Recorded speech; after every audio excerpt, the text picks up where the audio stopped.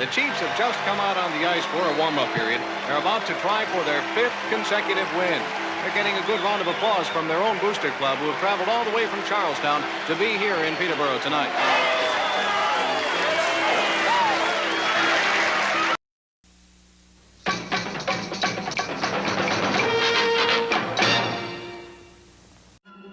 Stop doing those diet or workout fads to lose weight. Use the tried and true approach from Rockin' That Ideal Life that helps you find balance while enjoying food in moderation and nourishing your body. Try the Lean 30 program at rockinthatIdealLife.com and let today be your last first day of your weight loss journey.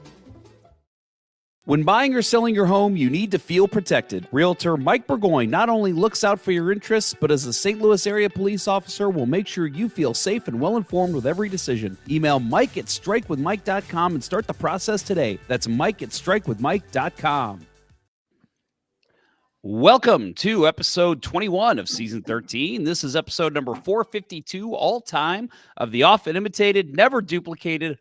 Oh, Joel Miller, you've just found the marble in the oatmeal. You're a lucky, lucky, lucky little boy. Because you know why? You get to drink from the fire hose. We're the original St. Louis Blues hockey podcast. Let's Go Blues Radio. Special thanks to our sponsors, Dustin from rockinthatidlife.com and Realtor Mike Burgoyne. You can email at Mike at strikewithmike.com for proudly sponsoring the show. Please check them out. Also, don't forget to check out our t-shirt shop at letsgoblues.com for some well-designed and fairly priced blues-themed t-shirts. It's Thursday, February 29th, and we're streaming live on YouTube, Facebook, Twitter, Instagram, the Disney Channel, wherever you get live video casts. To interact with the show on social media, our handle on all social channels is at LGB Radio. Just search for us, and you'll find us. And if you haven't already done so, please like, follow, subscribe, ring the bell, buy a t-shirt from our shop. Call into Sports Open Line and tell them Let's Go Blues Radio is better, or do whatever you can do to help us out. I'm your host, Jeff Ponder, and I'm joined by Kurt Price and Bill Day. Producer Austin is facing allegations regarding tackling a plus-size model that resulted in her having a broken foot. You guys get the reference to that? No, I don't. Tyreek Hill. That is a Tyreek Oh, Hill. yeah. Okay. Yeah, I heard that. The allegations against him right now. He's the agenda for tonight includes the Blues' losing streak, a player making a return to the lineup, a friend of the show getting a ridiculously awesome accomplishment that he's been working on for a long time. All that and more on this gentrified episode of Let's Go Blues Radio. I am joined by two lovely men who filled in for me last week, so I want to thank both of you for running with the reins last week as I had some things come up, but good to be back. We were fine. Actually, a great show. One of the best ever. I make a point to listen to every episode that I miss. I have not had any time at all to listen to a lick of the episode. So you guys could literally tell me, oh yeah, we talked about aliens landing on Mars, and I'd be like, oh yeah, of course you did. It was a really nice hour and 10-minute show. No. I mean, it was, we had a good show. We always have a good show, with or without you. That's the way that's why the show works so well. We are interchangeable. That's true. It's always a good show. And that's what we always tell each other. When one of us is like, dude, I'm sorry, we can't make it. It's like, that's why we have three awesome hosts. So we make it work. Yeah. Well, I agree. Yeah, well, good. Bill, I'm good to with hear you, from fellas. you. Thanks for piping up. I'm with you fellas. I'm trying to fuck around with my lighting. I don't know what the hell happened, but all right, that's a little better. You look great, Bill. You look good. Yeah, very good, very good. What are you wearing? You have a face for the podcast. Kurt, what are you wearing right now? What is that hoodie you got on? Oh, you're gonna talk about this? Okay, I'll bring it up. Oh wow, a pickleball jersey or hoodie. I should have known. PFF. Yeah, Pickle for Fun. It's a cult. I mean, a club I belong to. A group. It's a group within a club. Pickle for Fun. I think I've seen that Peter North movie. PFF.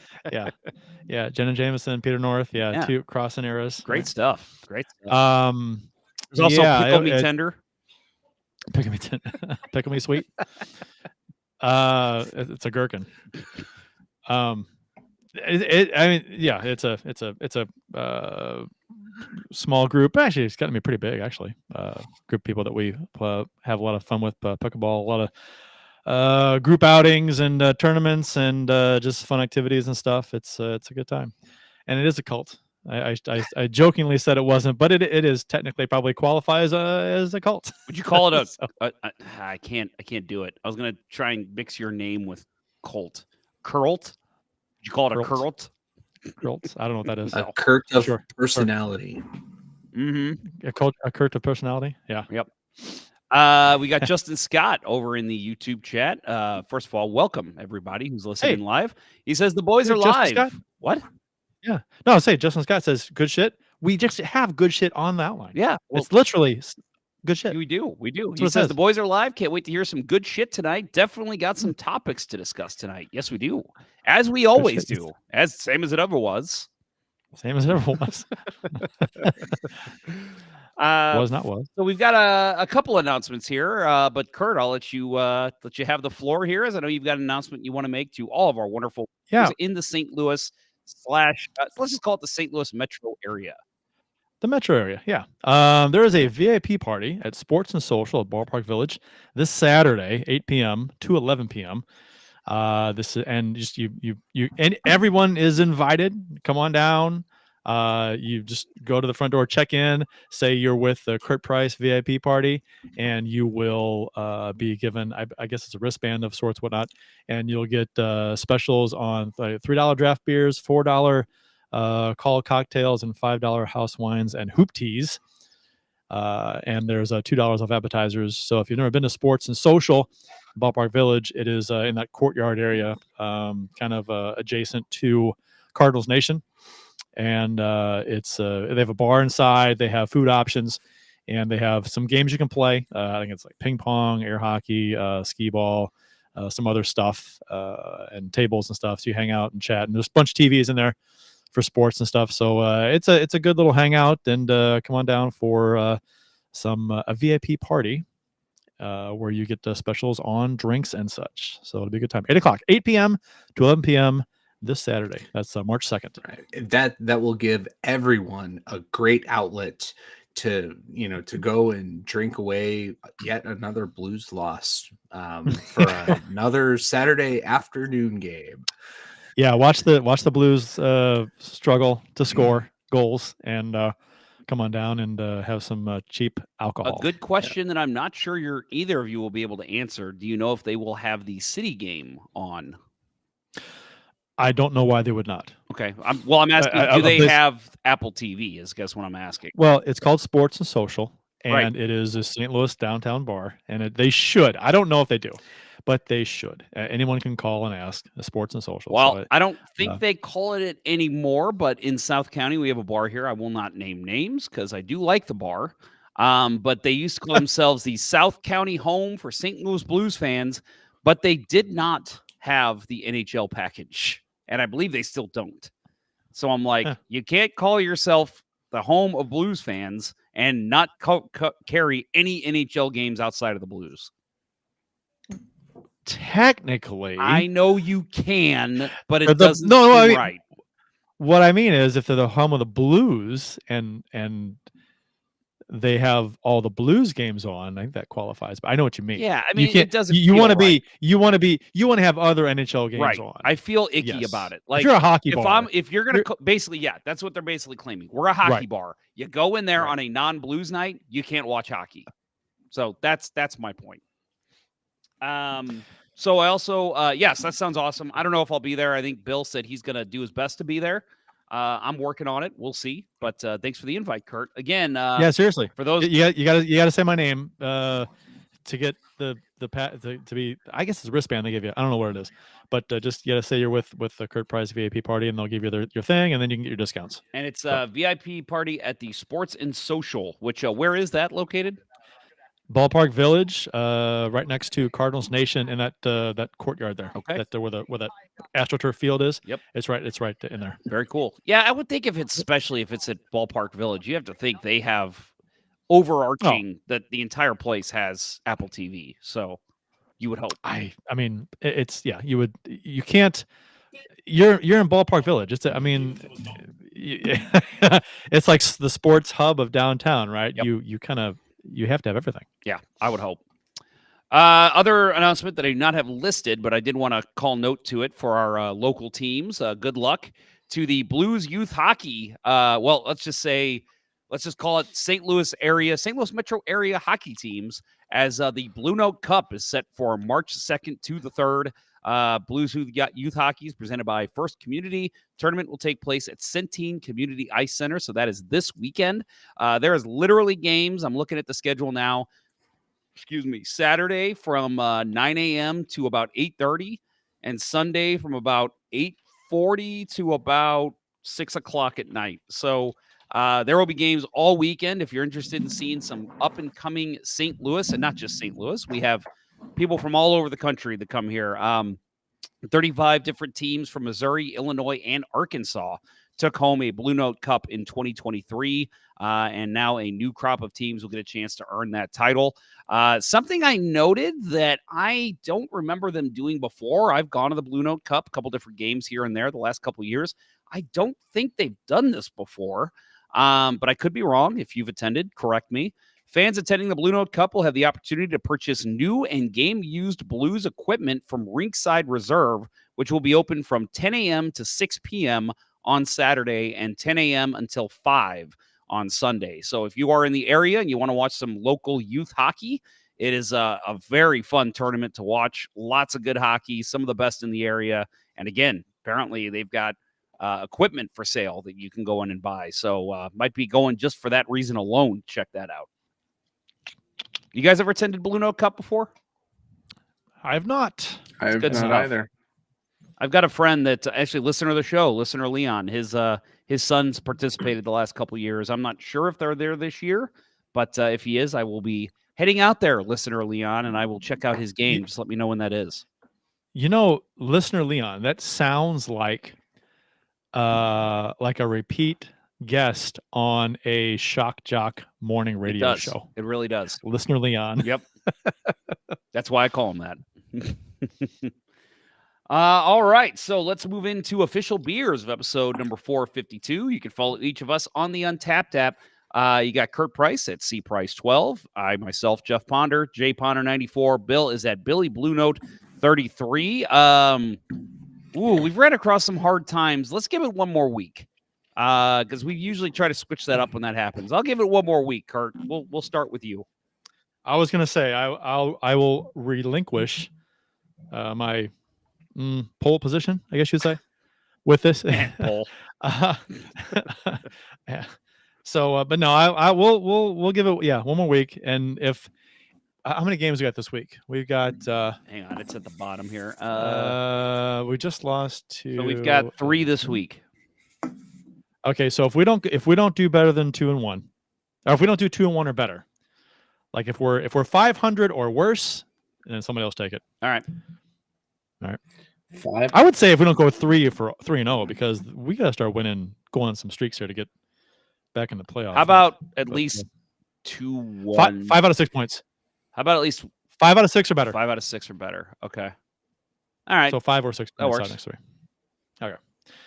This week on Reading Rainbow, I don't know why I said that. I'm doing the marshmallow and chocolate milk stout, the Charleston Chew. Candy bar stout from Four Hands in St. Louis, Missouri.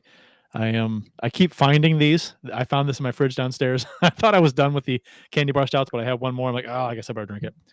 So it's just, you've been there, right? You're doing something in the house, and like, you find a beer like behind the couch, or between the couch the cushions. Behind the dehumidifier in the basement. That's the sign of an alcoholic, when you're just hiding beer all over the house. Yeah. I get my workbench out in the garage, and I find, there's half a 6-pack underneath the back of the toolbox. I forgot that was back there. So yeah, I'm gonna have this tonight, which I enjoy. It's not my favorite of the candy bar stouts, but it's a good one.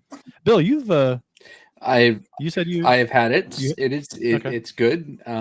Yeah. My second beer tonight will be if I get to a second beer tonight, which judging by the looks of things, on You beer will. number 1.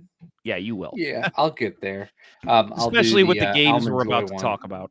Oh, for Yeah. sure. Yeah, I'll try the Almond Joy one. I've had the other two. Really like the Snickers one. Yep. Charleston Chew wasn't bad, but the Snickers one was definitely better. Yep, I agree. Especially because I was eating a Snickers pie while drinking it. It was very good. Oh, That's also a Um, great movie with Peter North. Snickers pie. Yeah.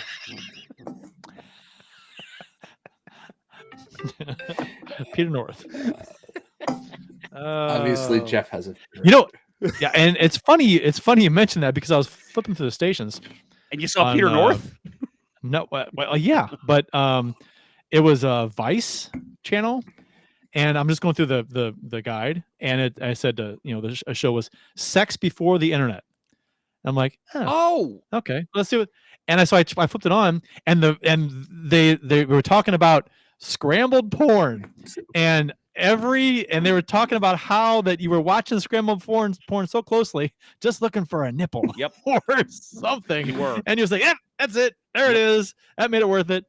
So that was kind of funny because I was like, "Oh my god!" And how that's a thing that's not a thing today's anymore. kids will never understand Today's that. kids will never understand the 20 minutes you're just staring at the TV looking for anything, a nipple or something. Yep. They don't know. They don't know. I got I got to tell this awful parent story. Something I did. So okay, I too long to tell. What I use to watch cable TV, hockey, baseball, whatever. It's just a program that I have. It's something that I've downloaded, and it allows me to view whatever. And there's different channels on there. Every now and then shit gets added that I'm just like, oh, that's new. And I'll just kind of, peek at whatever it is. I was literally sitting there with my son, and I was scrolling through, and we're sitting together. I've got my arm around him. We're watching hockey, and I just hit the scroll button, and I accidentally scrolled all the way to the bottom. And I'm like, adult live video.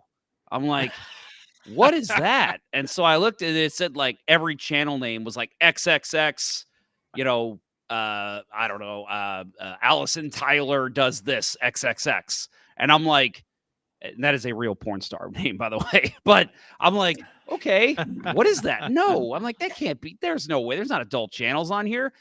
Idiot Jeff, go ahead and just turn it on. So I turned it on, and oh yeah, there is quite the scene going on as I turn it on. And my son, who is nonverbal, out loud just goes, "Wow." I was like, "Oh no, turn it off, turn it off, turn it off." I'm like, "Oh God, what an I didn't know you could do that. I didn't know you could do that. Yeah. So yeah, good next stuff. week, Is that what that's for? plan on a 2-person show as Jeff will be definitely facing allegations. Yep. Right. Real life allegations.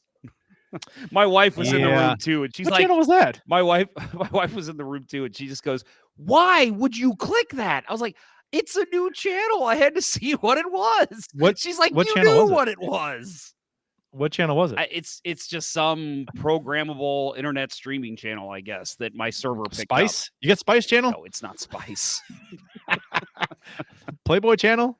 I don't know. Playboy bought Spice. It was- I learned a lot from that show. Sex Before the Internet. We are the Playboy so channel bought derailed Spice here. TV. Yeah, it was actually quite interesting, to be honest. I'm not gonna lie to you. It's pretty good. Bill, I think you're up next I think we're still on beer. Are we? Are we sure? I had As Justin Scott's just talking hockey in the chat. I know. Yeah, you guys want to talk hockey? You want to hear hockey talk? Watch the chat, because apparently they're go the to the only chat. ones that talk hockey. right. I had a whole theme thought up for this selection of my beer tonight, and now I just don't think I can follow through with it after all that talk. So, mine tonight is Fudge Packer. Oh, Das Vidania rye barrel chocolate aged. stout. It's a rye whiskey barrel aged imperial stout. I was gonna say, it's it'll be appropriate for all. We'll be saying Das Vidania to all way too many players because we're playing like shit right now, and we need to just turn some of this roster over. But The Baked Beaver just got here. I'm so confused. Don't worry, everybody who's listening is too. With a name like Baked Beaver, you shouldn't be. Yeah, you're fitting right in with the conversation right now. My beer, also a chocolate stout. What did I do with it? Oh, here it is. We all have chocolatey beers. We do.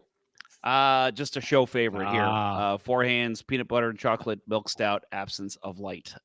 Just a wonderful, wonderful beer. It has been my go-to for rough days, and so I did have one of these earlier today after work. So, just a wonderful beer. All right, let's get into some actual hockey talk here, folks.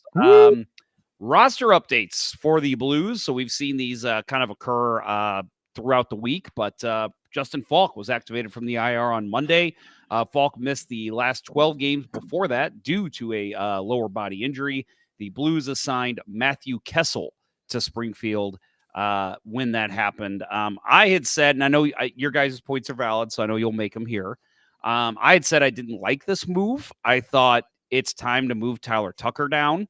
I don't care that he has to go through waivers. If you're worried about losing Tyler Tucker, you are worried about something completely silly. Because to me, at this point, I'm at a point where I'm like, I don't know if he's ever really going to truly be an NHL defenseman. So I didn't like sending Kessel down. But I guess at the same time, if you're moving Tyler Tucker down, you're probably putting Kessel in his place, which means he is going to be your seventh defenseman.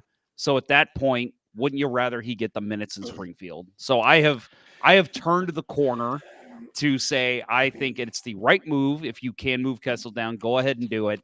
And that way he's getting the playing time in Springfield.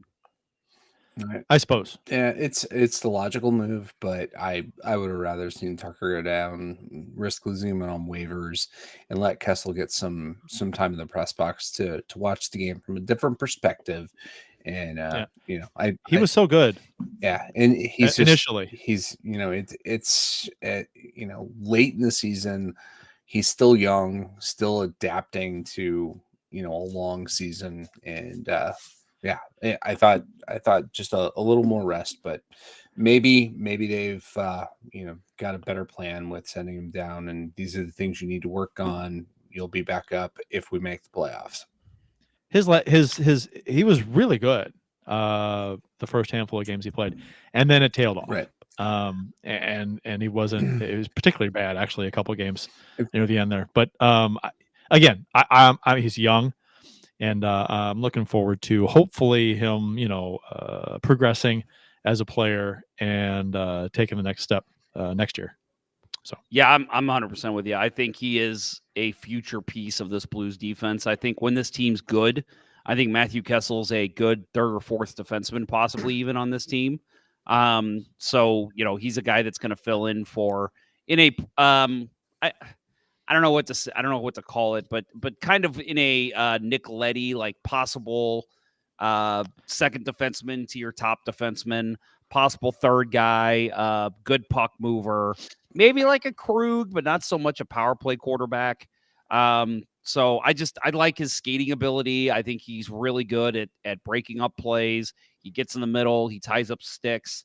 I agree. His play really did tail off there the last, I'd say, 6 or 7 games. I even made the comment, I think, on the show that it was a big deal when he finally got his first NHL point. And I'm like, yeah, but this was his worst game as an NHL player. So it's hard to fully praise that point because it's like you were better before you scored the point. So, and then it just kind of got worse from there. So we'll see. But Justin Faulk so far, I think he's looked better than he's looked all season. So maybe he is finally fully healthy.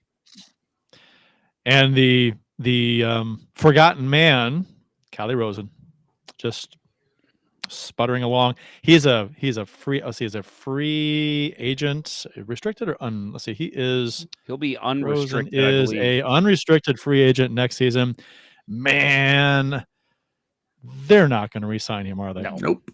He's whatever reason. And honestly, again, I think if you can improve your defense in other ways, you could absorb a Callie Rosen loss. It's not the end of the world, but he is still, to me, one of the better defensemen on this team, and it's crazy he's not getting the minutes. Yep, cheap and effective. Yep, And that's Cheap and effective, and he's getting blocked by the players with no trade clauses. 5 of them right now on the Blues roster: Faulk, Krug, Parayko, Leddy, Scandella. Who, to be honest, Scandella's had a good year. great year for him. Yeah, and Leddy's been okay. And Parayko's been great. Krug's been better than last year, and Faulk has not, but whatever. They're not going to sit those guys. Right. So that's 5 of the 6 right there. and Faulk, to his credit, he has been dealing with injury for a while now. But it's painful to see that there's just no flexibility. Army locked us into this 5-headed monster of a defense that we're seeing, and just I don't know. When we get into the hockey talk, maybe a good topic is, is it an issue of into the game talk, I should say, not the hockey. I was going to say, are we not in hockey talk right now? When we get into the game talk, it would be a possible good topic is, is it an issue of the offense not helping the defense enough, or what? Because there have been so many boneheaded plays in the last few games. Yeah, I agree. Casey Gorak over in Facebook chat says, totally disappointed this week, but listening to you guys makes me realize what's happening and not jump to just getting pissed off. Great job of breaking everything down. This was a discussion piece we had, and we don't have to get fully into this now, but that I had earlier in the year of I'm not pissed. Like I'm not walking out of games when they lose, even when they get blown out. What the fuck moments? Because to me, this is who this team is. So for me, I'm not getting upset. And I still, to this point, we're in basically March at this point. And I'm still at this point where I'm not really like, what the fuck? Like, turn the TV off, throw the controller. Like, I've not been there all year. And I think it's just expectations are what you need to remember. Well, it's 2 things. I bet it's our expectations for this team going into the season, which, like you said, is about where we thought they'd be. Also, it's we've got the cup win in 19. Yeah. That's never going to go away. There's not that lingering motherfucker. We're never going to win the cup. It's just there's not that extra level of frustration on your shoulders from like still not being a cup winner. Okay, we've got the cup win with 19. So now it's like, okay, now we're trying to get number 2. Yep. And that's not near as. I mean, we're still close enough to 19 to where it's like, we're not throwing our arms up in ridiculous disgust, although the sane fans aren't. There are a lot of fans out there that are just like batshit crazy. Mm-hmm. But yeah, the winning the cup at 19, that goes a long way for future frustration. And I'll say I had some moments last year where I was throwing my arms up. What the fuck? Like, and I think honestly, it was because you could see defensively there was a structure issue, and Mike Van Ryn was still behind the bench every single night. And it's like, oh my God, it's glaring, this problem. Get rid of this motherfucker. Guess what? Right. He's gone. This year, we still have our defensive problems, but not at all like we saw last year. So for me, it's like much better. I can't even get that mad because I'm like, at least they made the big organizational change they need to make this team be able to actually even compete to make the playoffs. Jesus Christ. Was that? I just saw an amazing goal the Kings scored on Vancouver. And Vancouver, by the way, tonight, wearing their best jerseys they've ever had. So are you saying LI scored on Vancouver? Yeah, they're black skate jerseys. Man, who was that? I need to get that game. Oh my God! Yeah, that was an amazing left-handed shot from the left circle, far post. Oh my God, that was I was stupidly on Chicago and Colorado. I have no idea what I was watching. Yeah, that's what I'm on right now. It was 4-0. Yeah, I've got LA Vancouver is a better game. That was a good shot. That was amazing. Yeah, I just changed it. And I agree. Jersey is beautiful. Oh, that jersey is sick. Yeah, it's good. None of this. I mean, I like the colors of the rectangle with the hockey stick, but what the fuck is that? It's a rectangle with a hockey stick. Come on. Yeah, I don't like that either. I like the colors. I don't like but the one God, that said like Canucks or no, it was Vancouver across the top too. Yeah, That not a was fan of that stupid, either. too. I always hated the whale breaking through the sea. I know some people like that. I Yeah, I hated didn't it. like that either. I didn't like it. I agree. Just the Messier era. All right, guys, The DVs. Come on. Guys, I am Whatever. hard up against a break. Hard up against a break. So we're going to take it. So when we get back from break, we have got plenty to discuss. Hold on. Oh, Jesus. I- One more thing. What? One more. It's 10 p.m. Do you know where your children are? Not So- correct. Well, it's either now or never.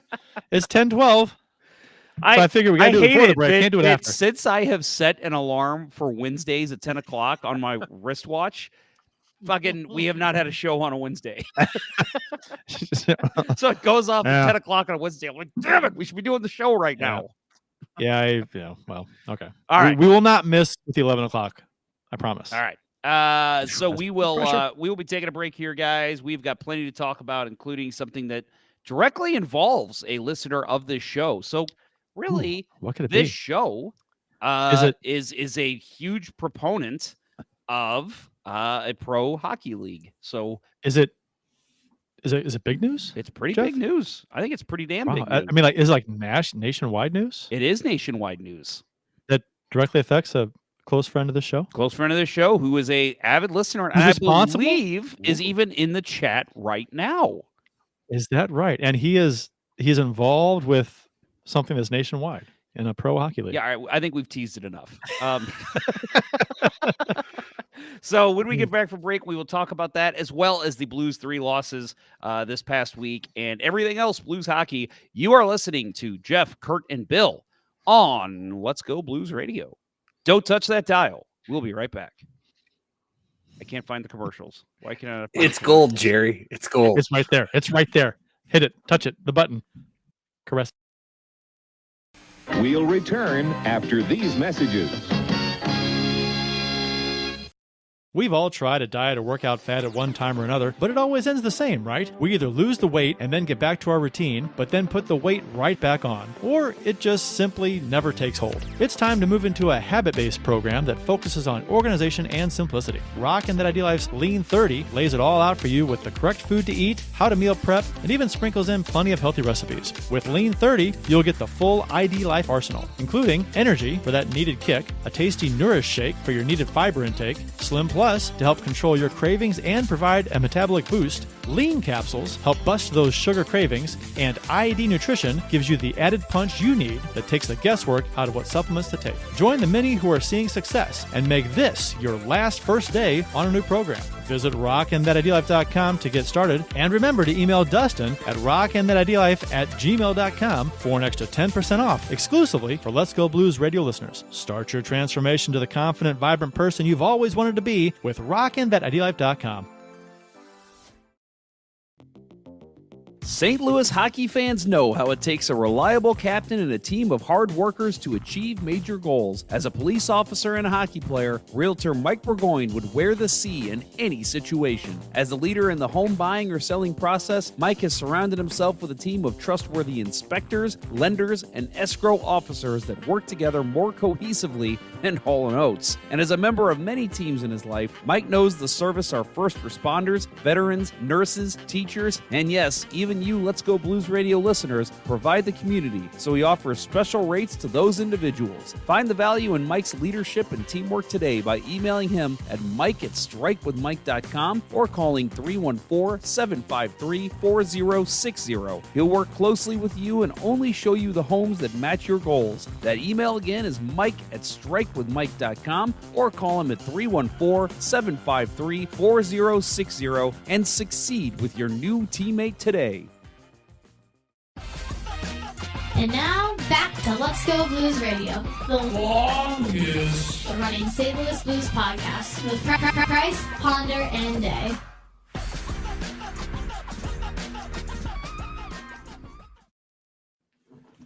So, the big news that we were teasing before break, The PWHL, which is the Pro Women's Hockey League, they have adopted, I believe it's called the Copper Plan, from our friend Adam Copper or Adam Platinum.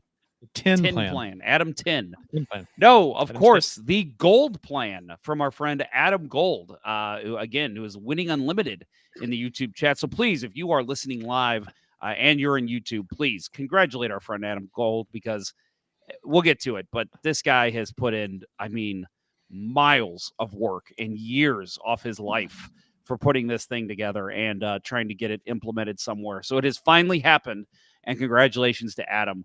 The Gold Plan.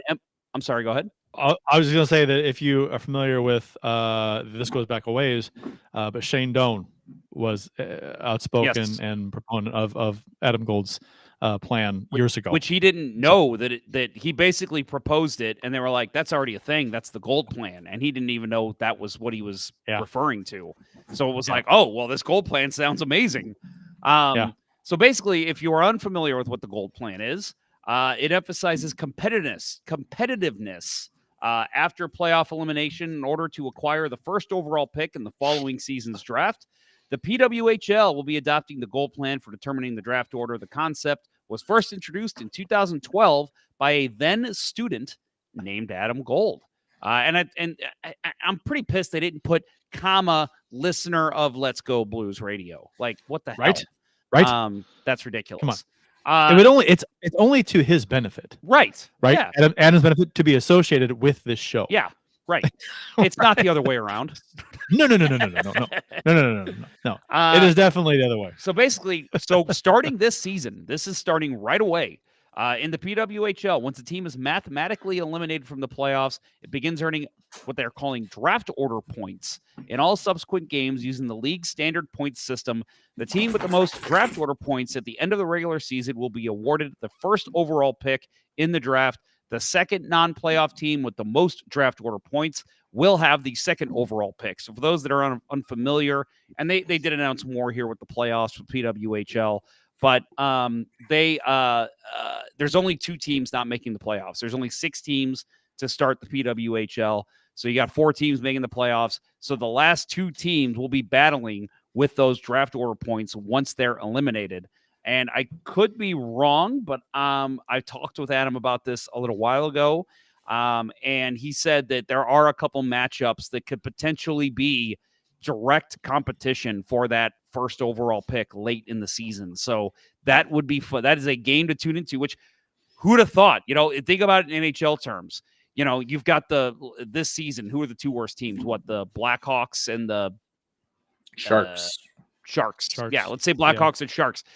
You're telling me April 1st, if those 2 teams were meeting, we'd be like, that's a must-see game. No, this year would be like, who fucking cares? They're both not making the playoffs.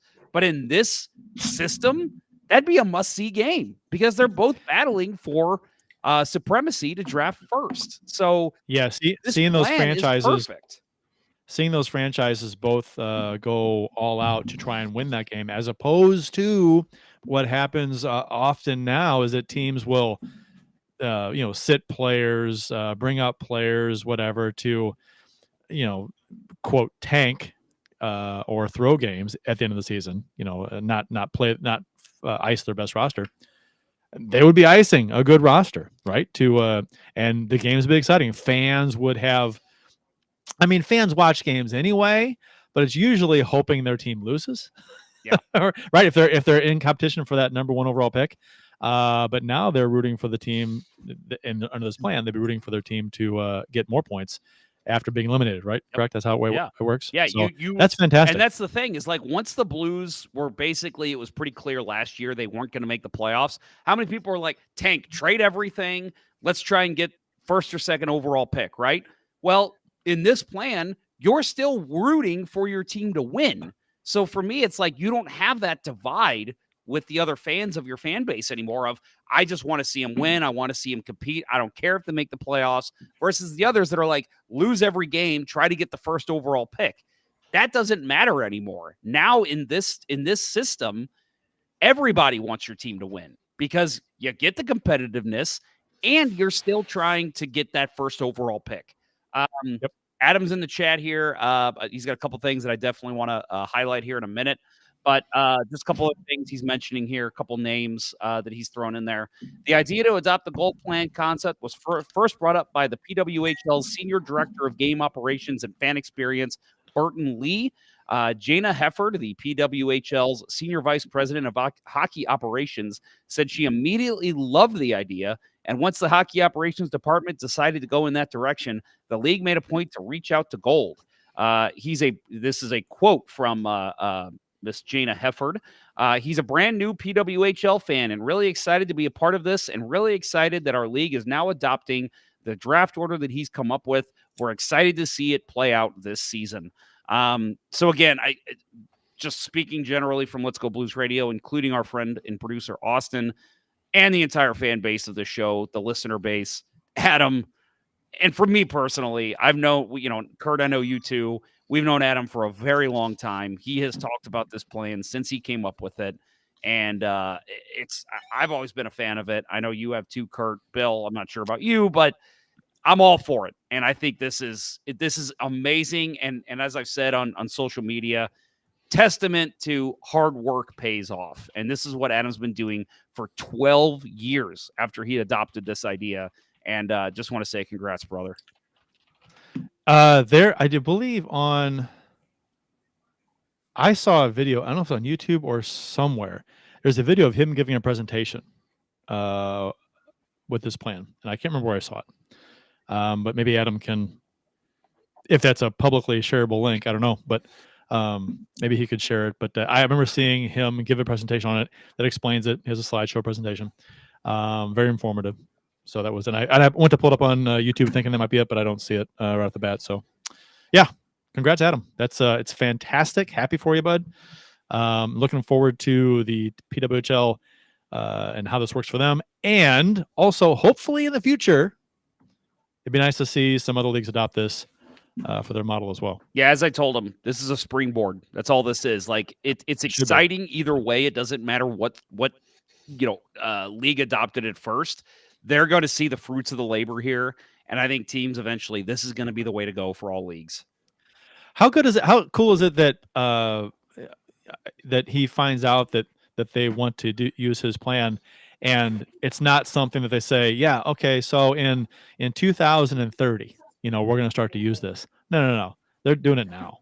And they've been, it's like, that's just great. They've been an innovative league. They came out with the 3-point win system to start the year. The other thing they announced this week, also, it would be remiss if we didn't reveal this as well. The league also announced on Wednesday that the 2024 PWHL playoffs, which begin the week of May 6th, will include the top 4 teams in the regular season standings. The number 1 seed will be awarded the opportunity to select its semifinal opponent between the 3rd or 4th place teams. The semifinal and final will be a best of 5 series. So we saw this a little while ago. I want to say the ECHL did this, where they allowed the first team to pick who they would play in the first round. So we're seeing it here, and I think I love it. I'm all for the PWHL being an idea machine for all these innovative ideas in the sport of hockey. And don't think that the upper leagues don't look at this and see how this works out for these leagues, because that's how this generally works. Like the NHL, Major League Baseball, NFL, they see these other leagues adopt these systems for whatever, and they see how it works. And okay, we'll it's almost like an experimental thing for them to see how it works, and then they decide if they want to possibly go that route in the future. So this is obviously just a cool thing. Bill, we have not heard from you. What are your thoughts on the gold plan? Yeah, no, I love it. I love the idea of starting with incentive as a economics major in college. I love that. I love what is somebody's motivation, right? And you don't want teams tanking. That's just bad product no matter what. So to see a professional league adopt this, just awesome to see. I love the framework. I think there are probably a few people who would hate it, and it's mostly going to be the broadcasters, because it's going to disincentivize trades, right? You're not going to want to unload, just to get as many draft picks as possible. You're still going to need talent, right? I think this kind of plan, if it were in effect in the NHL today, it would mean Pavel Buchnevich is not being talked about as a trade target, right? Yeah. Blues need him to get as many points as they can. And, that's what goes away is, right, you're not going to stop wanting points. And I just think that's brilliant. And sorry, I'll just add too that I think that one of the big naysayers that I've seen, like people like general comments about why they don't like it, is because they say it would discourage trades at the trade deadline. Mhm. First of all, we're already not seeing a ton of trade deadline. It's been, compared to years past, the last 10 years, it's been almost nothing. Second of all, I do still think you're going to see trades. Like, maybe you're not, like you said, Bill, maybe you're not moving a Buchnevich, but I still think teams would still be like, because again, it's not like you're trading your, you're trading your first pick in 2024 to pick up Buchnevich. Like, most teams aren't like always doing that anyway. So for me, I would look at it like teams are still going to want something in return. Like, if there's a player that's going to be an unrestricted free agent, it's either going to push them to try and re-sign that player, or it could say, yeah, we want to win points. We want to get more points so we can get the number one pick. But we could also trade this guy and get other assets in return that are already under contract. So I think that there would still be some hockey trades made at the trade deadline. I think in some cases it would encourage trading. Just because teams, might not see themselves in a position to compete for the number one pick over under the gold plan, maybe for some reason or other, and they would say, you know what, we don't think we can make that work, so we're gonna make some trades instead, and that would, instead of competing for the number one pick, we'll just make some trades and acquire picks or players that way, and make hockey trades even, right? Just to get better in general. Yeah, not necessarily to trade for the future or trade away talent for prospects or future considerations. Actually, make a hockey trade. Yep. To get better right now. Right, yeah. and so they might make trades to get better to get the number one pick, like the Blues did last year when they brought in Vrana, Blais, and Kapanen. It was like they can make a trade to get better to get the number one pick. Yeah, that's true. Yeah, too. Yeah, no, I definitely love the idea of more hockey trades and not just, teams just being able to decide we're going to rebuilding mode and never come out of it. Right? Yeah, I would. The more I think about it, the more I'm like, once you're eliminated, or whatever, if the trade deadline happens, you're not going to be a playoff team, but so you make a trade in anticipation for competing for that number one pick. Yeah, and that's pretty cool. Yeah. So, so if it's a rental, you could rent a player, right? Right. Just to go for the number one pick. Right. It actually it opens it up, right? A new type of buyer is out there. Yes. Yeah. So I think someone that was said that it's going to hurt trading, and that's the opposite would probably happen. I think it would make the more middle level teams, like right now the St. Louis Blues, be more open to trading, because they'd be like, well, we're kind of at both ends of the spectrum here. We could either trade up to try and get into the playoffs, or we could trade down for future assets, because we would have a better shot at not making the playoffs, getting eliminated sooner, and then start earning points after that elimination. So I think it's a win-win-win all across the board.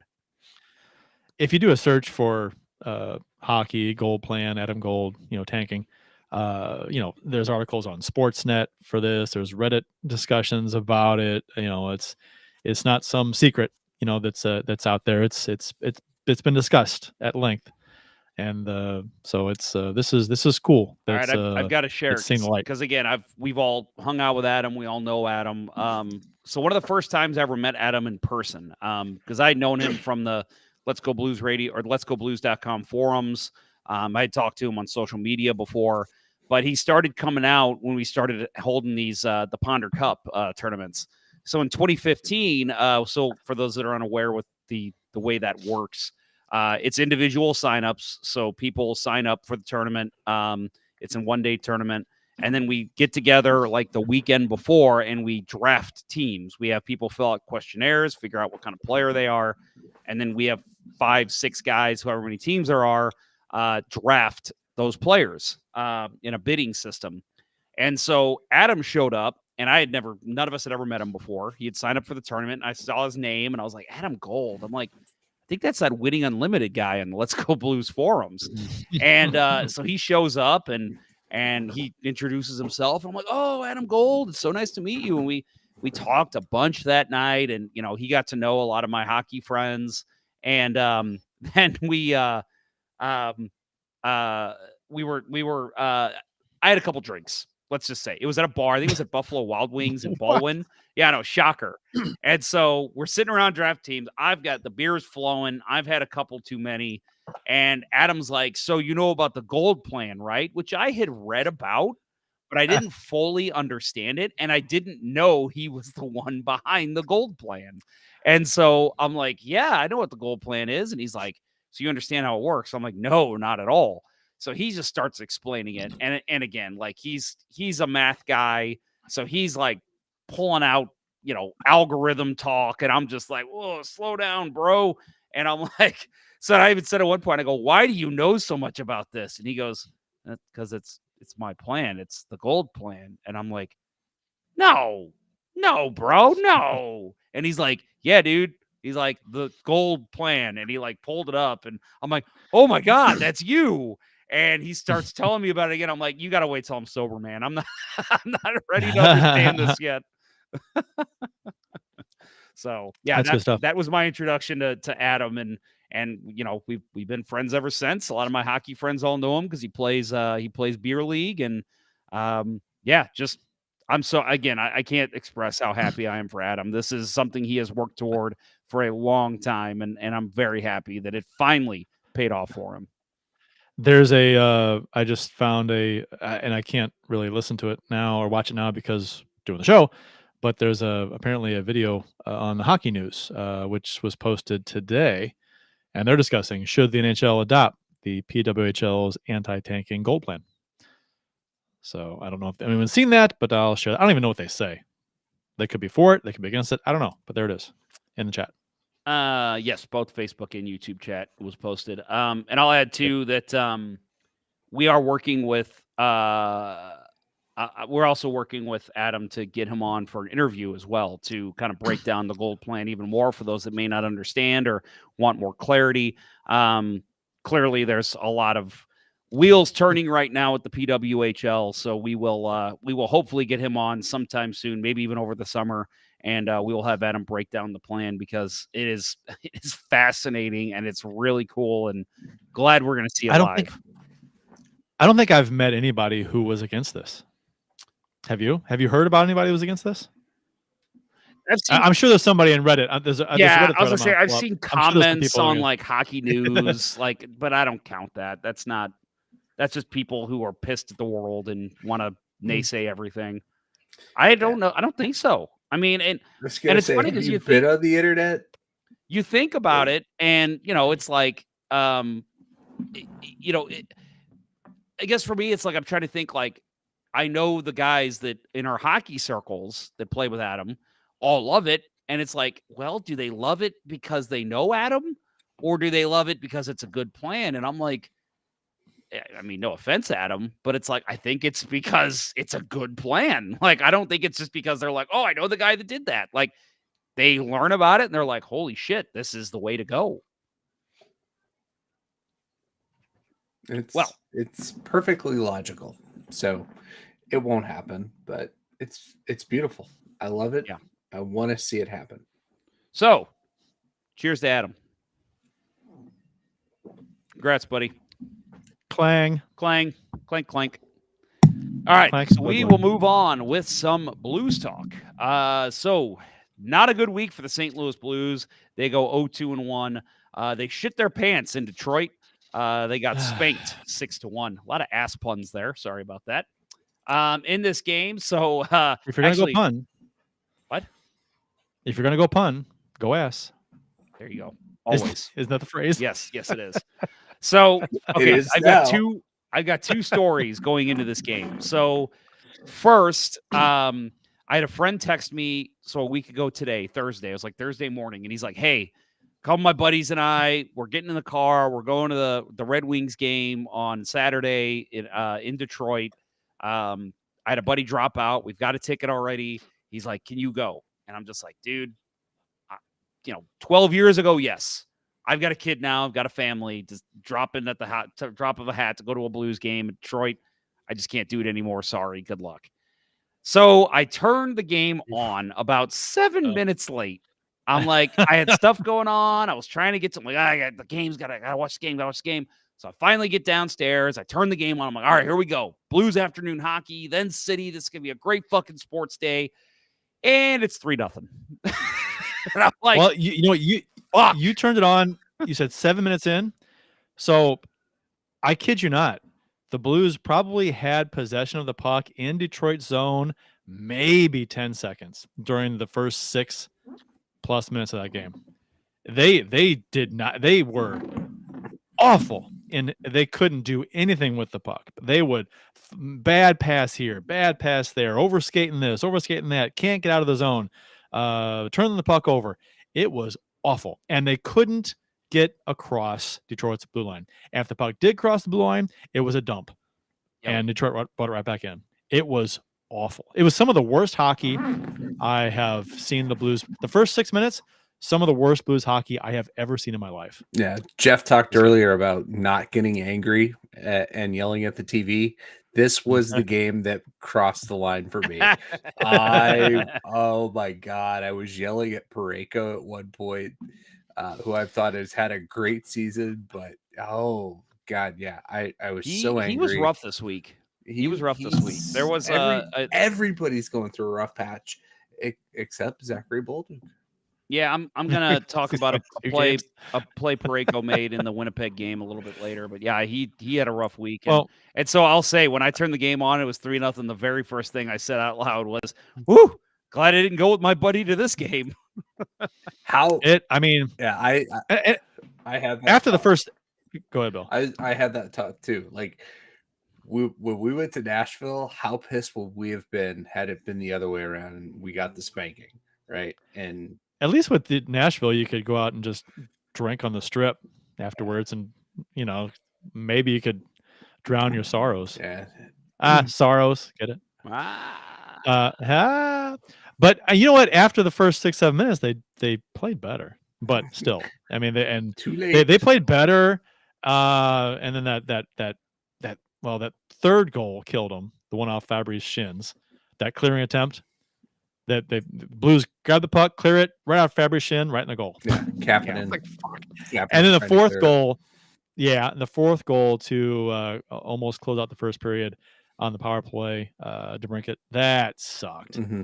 That was just, that was a power play goal. It was a great shot, but that was a backbreaker. Because to me, I thought the Blues were playing better after the horrible first 6-7 minutes. They were playing better, looking pretty good, getting some chances. They could have had a goal or two.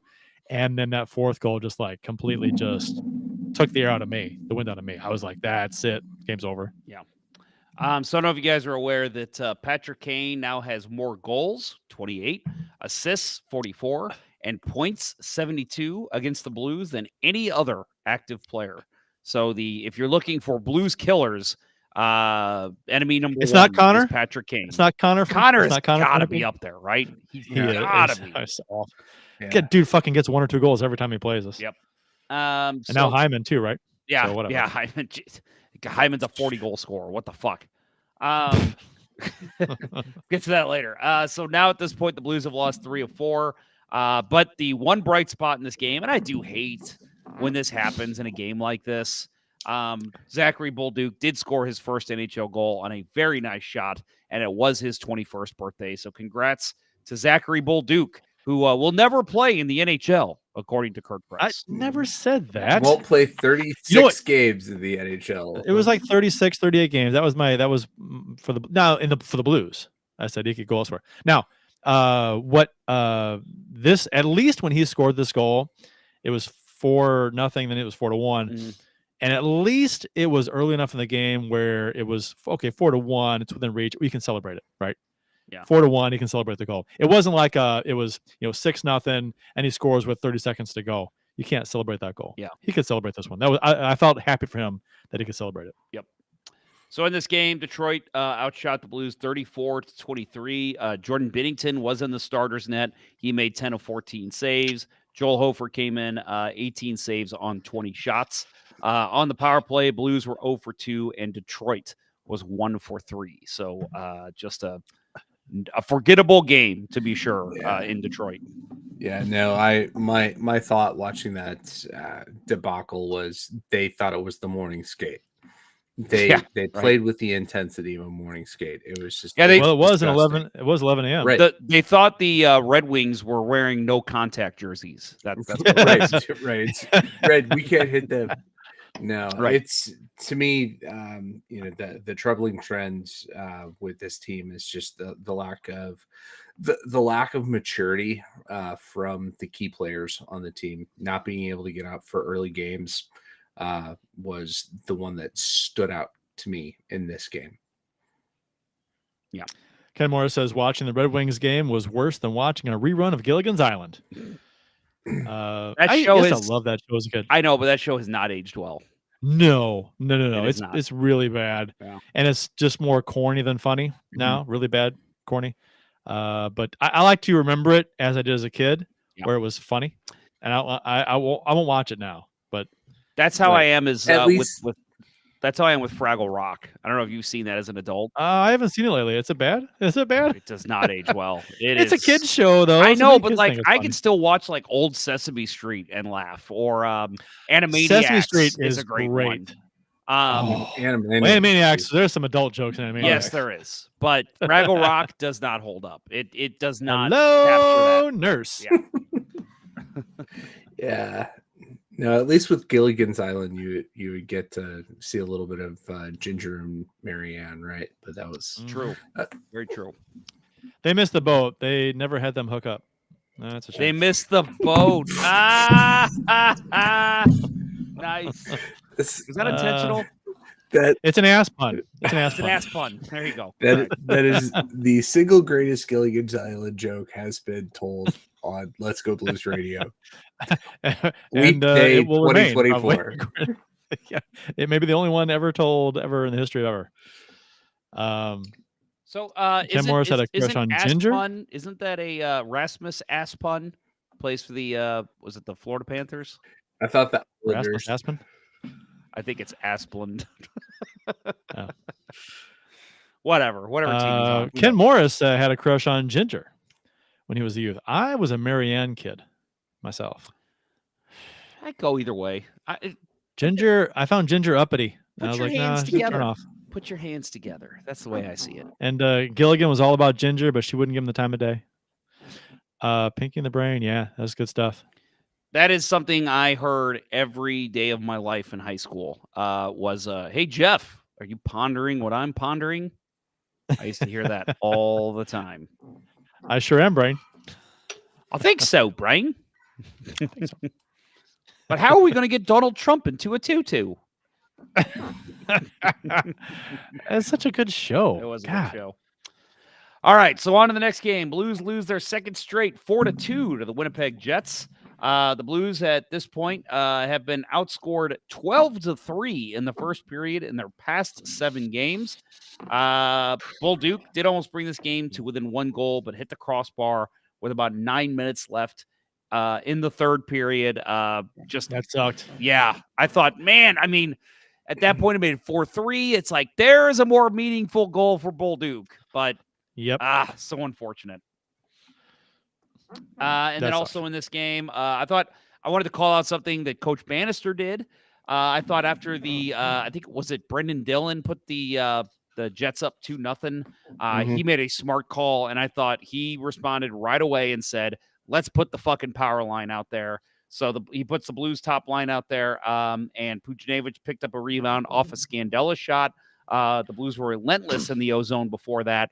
Multiple times the Jets had chances to clear the zone, but the Blues just hovered and smothered them all over they could not get the puck out, and then Buchnevich taps in the rebound and past Brassois, and Brassois.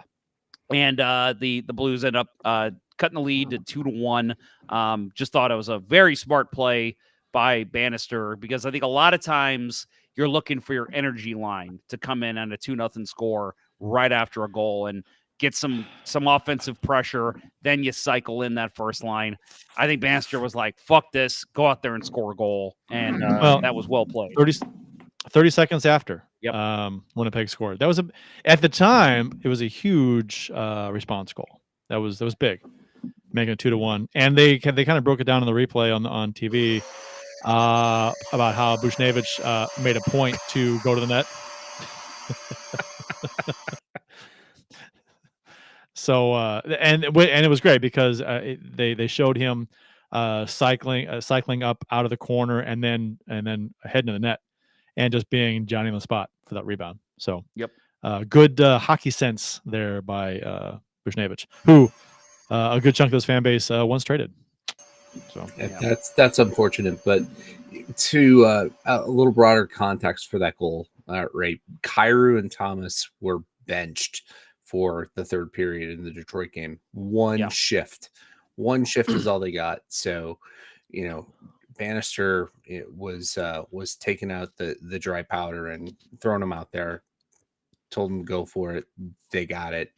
Unfortunately, couldn't get anything going after that. Yeah. So Winnipeg was it? I think they showed that it was the last 16 games at home. They're 14-2, something like that. So Winnipeg is a bitch to beat in Winnipeg. Yeah. So they are. Right. And they play, like an energized team. They're bringing in players right now. They brought in Monahan. He had really great, found himself in a great soft spot for his goal. Got an assist. So first 2 points is Jet against the Blues, unfortunately. But Winnipeg is playing very well right now. Yep. I'm going to agree with Justin Scott here. People acting like the games against Winnipeg and Edmonton were awful. I don't think they were awful games. I think the Blues, they didn't look terrible in these games. I think Winnipeg played very well. Mm-hmm. And I thought the Blues were in the Edmonton game the whole way. Yeah. Mistakes hurt them. And no, I agree with you. I thought they looked better against Edmonton than they did against Winnipeg, but still, I didn't think it was like the Detroit game at all. The Detroit game was just fucking terrible. Yeah, at least a good chunk of it was anyway. And but yeah, the Winnipeg and Edmonton games were much more competitive, I thought. I just think the result is probably just what the fans. I think Bannister said. I think it was after this game, the Winnipeg game, that he said that the Blues only made a few mistakes in this game, but every one of them ended up in the back of their net. And I agreed with that. I thought overall they had a good game. I mean, they outshot Winnipeg 38-32. I thought Brassois played a very good game in goal. The defense for Winnipeg is insane. They're great. And they're just something I love about Winnipeg. And I say love as in a hockey fan, not as a Blues fan. Something I love is that is watching the way they play defensive and breakout strategy. They are so big and smothering.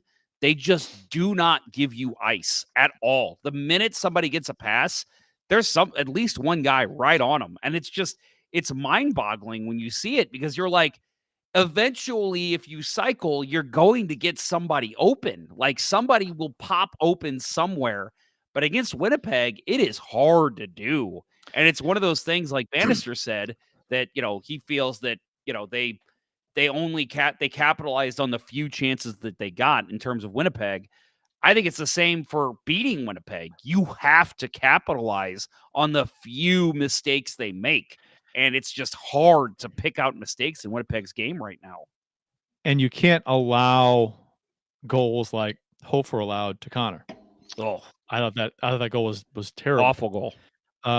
And the whole sequence was, Winnipeg's broadcast, which is what they have on the highlights at NHL.com for this goal. They said bad change by the Blues, not it was a bad turnover. Yes. At the blue line. Yes. By the Blues. It wasn't a bad change. It was the turnover that got them. So, and then they quickly passed the puck back up, and Hofer allows that softy. You can't allow a lefty to score from that angle, far side coming on left wing. Agreed. That is awful. Yeah, a righty, he's got a better angle there, but a lefty scoring far post from that angle, that's terrible. For me, it's like, and Bill, obviously we want your opinion here, but for me, I see that, and I'm just like, how is that even possible? Like, I'm a lefty. I have never scored from that angle far side. I've scored short side, like picked a really weird corner, between the arm and the post. But like, and that I would at least be a little more understanding. Like, okay, it's a lefty. He found the one little hole the goalie gave him. How is he scoring far side there? That makes no sense to me. That net should be covered. Yeah, no, that was one of Hofer's weakest efforts on this season. It just, you shouldn't give that up. Very similar situation in the Edmonton game, and this is one of the points I was going to make is, as far as the Blues not learning from mistakes, they repeated it in the Edmonton game, but at least in the Edmonton game, you have the best player in the world forcing a pass through for the force, and Binnington got a piece of that one, but Hofer's got to stop that, right? If there's one save that has to be made in this game, it's this one, and he didn't do it. And that was a backbreaker. And if he makes that save, and if Bolduc doesn't hit the crossbar, a lot of what ifs, right? So I mean, it's just right. The game was probably a little closer than what maybe some fans want to imply it was, but yeah, I mean, and Bannister was right. I mean, the mistakes hurt him, and sometimes hockey games are. We've talked about this before. A series of mistakes, some worse than others. Yeah. But it's really who capitalizes the most on the other team's mistakes. If there is a game where neither team makes a mistake, that game is ending 0-0 and going to a shootout. That game has never existed. No, it's right. There have been a couple of them. No. I mean, right. A mistake-free game. Yeah, that's never happened. No, but the limited mistake games are 0-0, right? Yeah. And go to a shootout. I think the Blues and Panthers played one of those about 12 years ago, if I recall. But it was just not, Ken Morris put in the chat, Hofer playing in his hometown. I thought that was the right call. I thought, of the two games, you're going to give Hofer the Winnipeg game. It is his hometown. He's going to have an emotional boost. Spoiler, save of the week comes from this game from Joel Hofer. We'll get to that later. But I thought, except for the Connor goal, I wouldn't really fault him. The Dylan shot from the point he was screened, right? Yeah, he could. I like that shot. I like that shot. That shot was tremendous. Right. Yeah. And I think he picks it up, but the fact that it was so well placed, it was kind of unsavable. Right. Yeah. Just because he picked it up after it comes through the screen because the screen was out high. Yeah. But it's so well placed, he can't make the save. I could be wrong, but I believe the Winnipeg broadcast said that shot was 96 miles an hour too. Like, that's a hard shot. They said, I listened to it before the show. I think it was 88. Yeah, it was. Oh, was it? Upper 80s. I'm thinking of something else. Okay, it was still though. That's still a hard shot. But yeah, the placement and for a goalie, blocker saves are always going to be the hardest, even though goalie sticks are now about 3 ounces and not the 12 pounds of lumber that I used to carry. They weigh less than a Pinewood Derby car. They do. It is insane. It is insane how light goalie sticks are. That is always the most awkward thing because you've got to hold it. You've got to hold the stick while getting the blocker up. It's a difficult motion to do. Dylan made a great fucking shot. Oh, I mean, just credit where credit's due. That was I also played defense, and when you get a shot, you get you get it perfectly placed from the point, there's no better feeling in the world. So Yeah. You go bar down from the point. yeah. It's like, fool. I mean, good luck saving I that. literally think of the thousands of games I've played, I think I've gone bar down on a slap shot from the point maybe once, and it was bar down with the incredible. screen. Yeah. Bar down with the screen. Mhm. He's not making the save. No. I mean, No. unless he's out of position, right, standing up, he's not making the save. Yeah. I want to add on talking about the Connor goal, which we've kind of broken down already, but I do want to say, because Kurt, you did bring up, it wasn't a bad change, it was a bad play by Kapanen. Blue line turnover. That I lost it. That was okay. Talking about being pissed, I was pissed because that was a horrible play by Kapanen. I mean, boneheaded Eric Brewer type play where the Blues are breaking out on a 3-on-2, and Brandon Saad, which by the way, the Winnipeg broadcast just keeps calling him Sad. I know. And I'm just like, God, hell is come that? on. Yeah. So Sad is breaking up, and then I think it's Brendan Dillon that's defending Saad, and Kapanen just floats this nothing idiotic barbaric pass to Saad, but it's in fucking Dillon's feet. He just kicks it up to his stick, slides it up to Connor. Connor races in as the defense is changing and scores. Horrible. It's a 3-on-2, but it's well defended. At that point, because you know your defense is going for a change, just send it in. Get it in the fucking zone or carry it yourself. He could have carried it a little further, and he just fucking makes this horrible pass. And that's one of those plays where, and I'm getting back, when he's getting back to the bench, he better got a fucking earful. What the hell are you doing? You got to get that shit deep. You can't just, I mean, that is an easy turnover for the Jets. And you know what? Horrible play. You know what is interesting is that a defenseman or a skater will get chewed out for a play like that.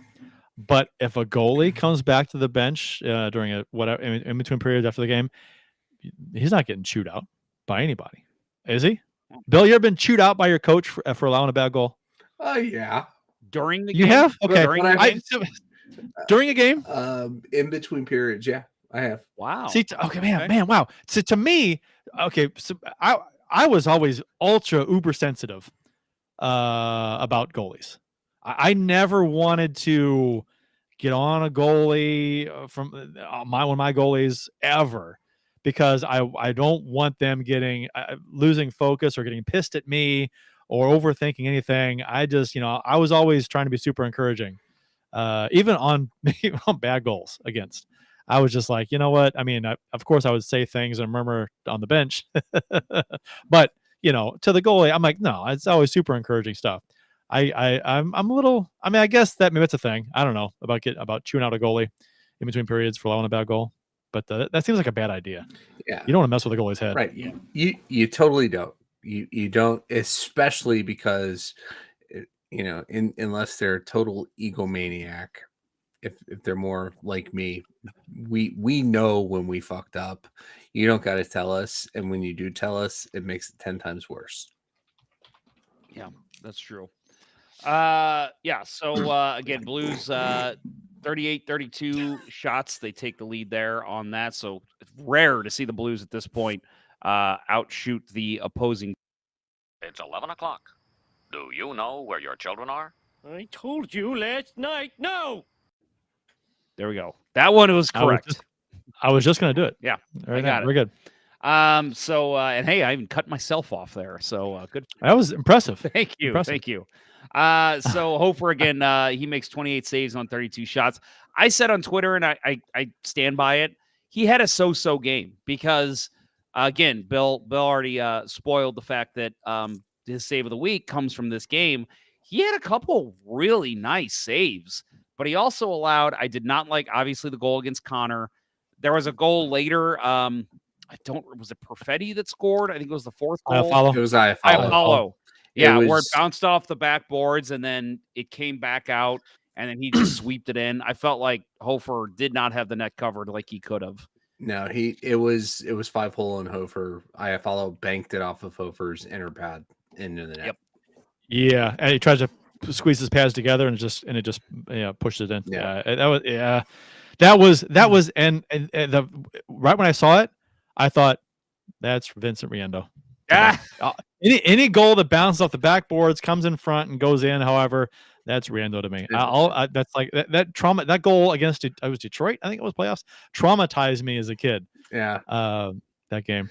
To me, it's Patrick Lalime, Martin Roshinsky for the Rangers. Yes, back of the head, off of the backboards, off of Lalime's head into the net. Lilime had some. Did I ever? It was at Schmieder's house. I was at Schmieder's house for that. So that was 2005, right? 2005, 2006 Yes. season after the lockout, worst year in Blues hockey. I know I've told the stories before about me going to these games and because that was you could literally get in for like $5 and sit anywhere in the arena because nobody was going. I gotta say, all right, I gotta tell a funny story because it was this game.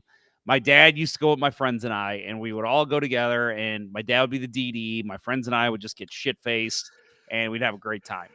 So there was these two groups of girls. They were both sitting about 8 rows above us or in front of us. Nobody else around them, nobody else around us, just completely empty section. And we told our buddy Justin, who at the time was like, never would talk to women, like scared of girls. We were like, hey, you should go up and hit on those girls. And because he was so drunk, he was like, yeah, all right. And we're like, he's like, what should I say? And I just go, I don't know. I'm like, maybe you could like use the milk line. And he's like, the milk line. So he does, which I don't know if you guys know what I mean. So we see him. He goes down the aisle, walks down. We're like, no fucking way. He goes down to these two Blues fans, these two girls sitting there. They had obviously had a couple drinks too. And he goes down and he just goes, hey, I know milk does a body good, but damn, how much milk you been drinking? Oh, God. God. I couldn't believe he did it. And we laughed our asses off. They laughed their asses off. And they're married today. Yes. Yeah, that's how he met his wife. No, we ended up partying with these girls after the game. They thought it was hilarious. And yeah, that is the one positive memory I have from that game against the Rangers. I guess that line probably relies heavily on delivery and how you say it. Because if you just go out there and just say it, you sound like an idiot. You've got to really lay into it just to make it over the top stupid on purpose. Yeah, you've got to really be like animated and caricature when you say it. Because if not, it just comes off as what the fuck. And that says Justin Scott. Wow, you're describing me, Jeff, you fucker. Yeah, exactly. His name is Justin.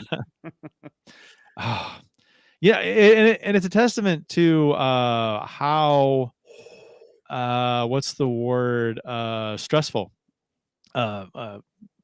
it is for men of a certain age or any age really to go up and talk to women. That lines like this have to exist to like have stupid icebreakers. Yes, it's just to get a foot in the door.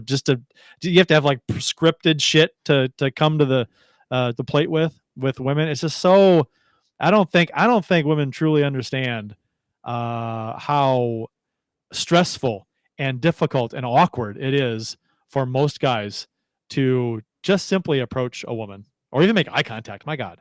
It's just insanely hard. That's a sick goal. Are you watching the LA game? Holy shit. What a pass by Kopitar. What presence of mind for Fiala to even try to put that puck in. He's already he's basically on the board. Yeah, and that's out in front of the net and taps it in.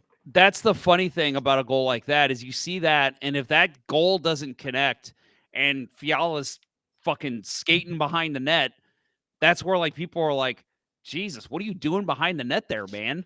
But he made himself perfect to make a beeline to the net and put in a perfect pass from Kopitar. Well, that angle, he received the puck. It was like 2 inches out in front of the end red line.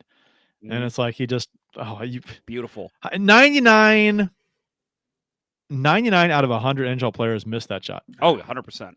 That was a thing of beauty. I don't care who you are. I don't care who you is. I don't care who you is. You missed that shot.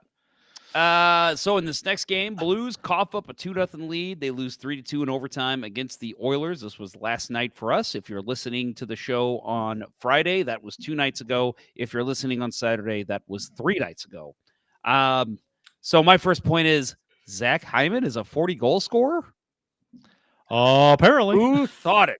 I mean, that's crazy to me. What they said when he scored his first goal and it was 39, I was like, what?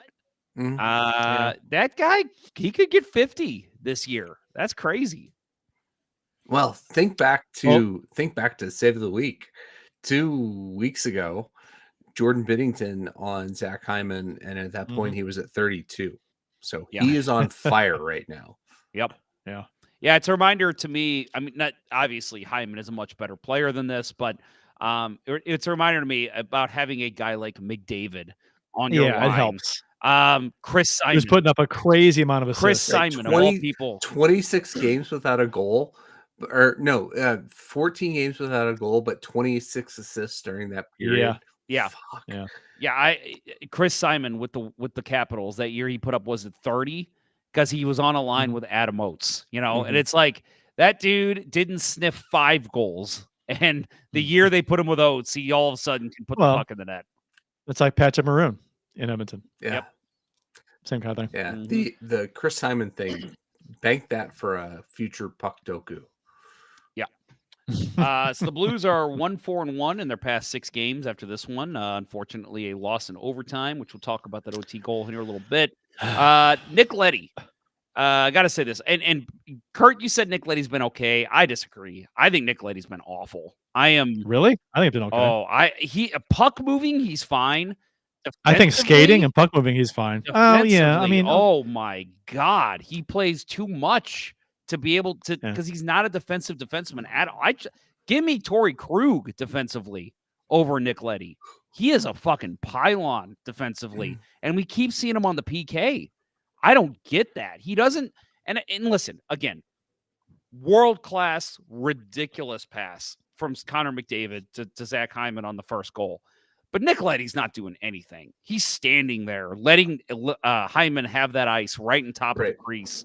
You got to tie up a stick, get your skate in the lane, whatever you could do. He's not doing anything there. Yeah, and he was Hyman had position on Leddy. You can't let that happen. Right. He's between Leddy and the passer, and Leddy's fucked. He's and that happens. You've got to just hack his stick in two and take a penalty, or whatever. I mean, you can't let him get that shot away, or hold him or something. But he didn't either. I didn't like that play by Leddy at all. No, he was out. He was out positioned, and cost us a goal. Yeah. You guys did the Islanders post-game show last week, but I watched the Islanders broadcast for that game.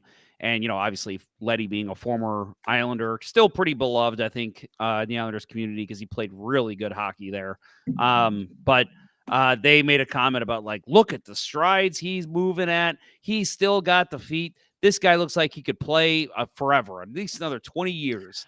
And my comment out loud was, God, I certainly hope not. Well, I mean, he's a very moving the puck up the ice, whether it be passing, skating, carrying it.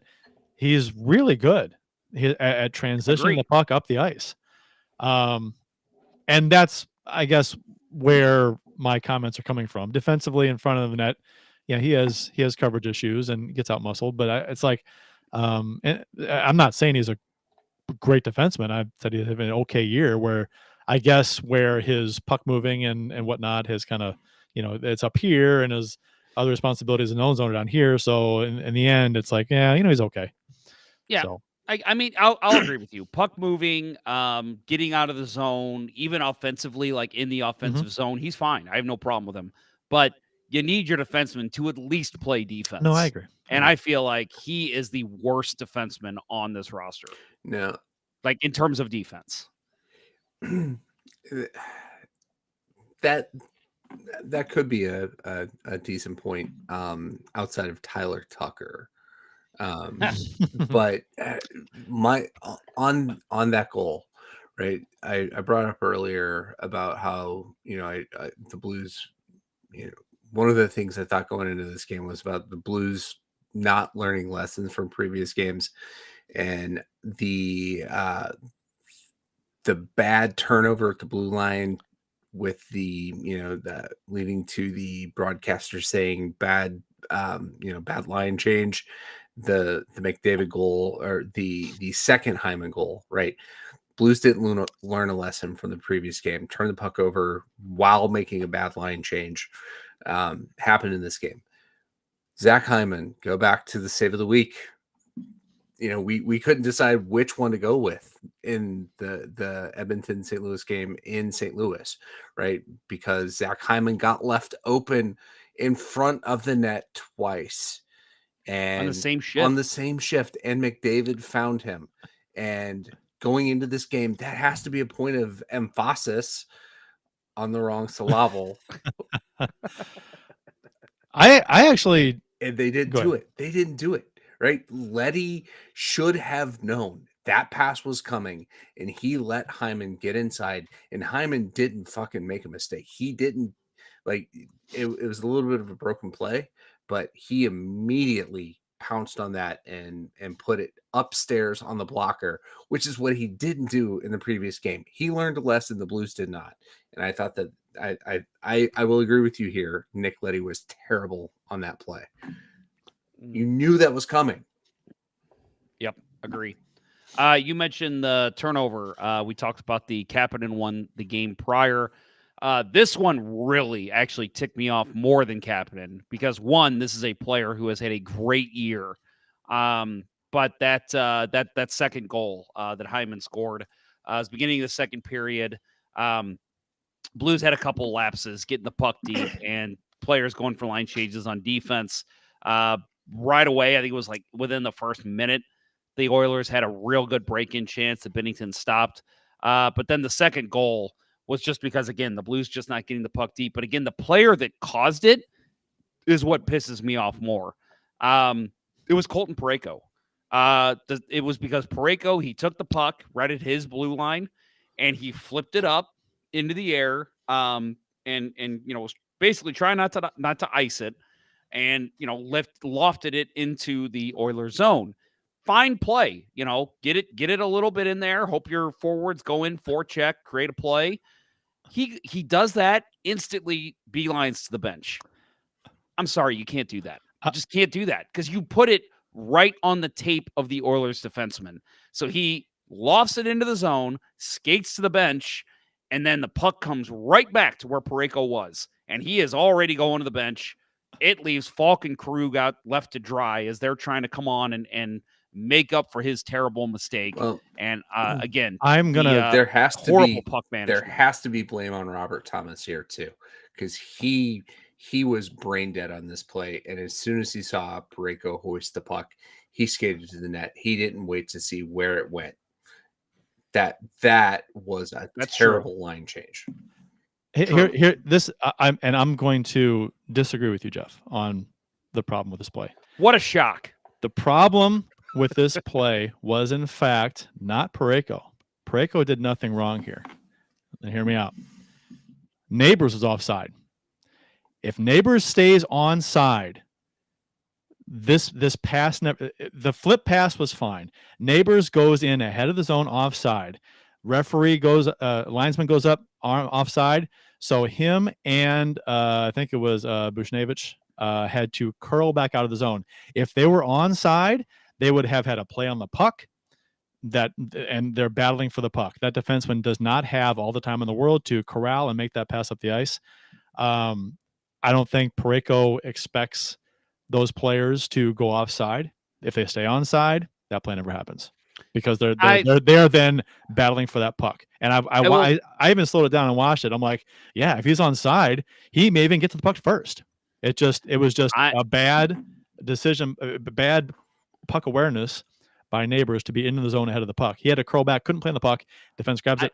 I'm not going to hard disagree with you on this. I see your point 100%. You're right.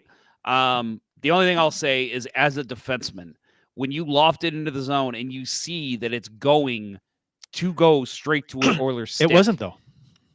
But it did. No, only because Neighbors peeled off because he was offside. If he wasn't offside, he gets the puck first, probably.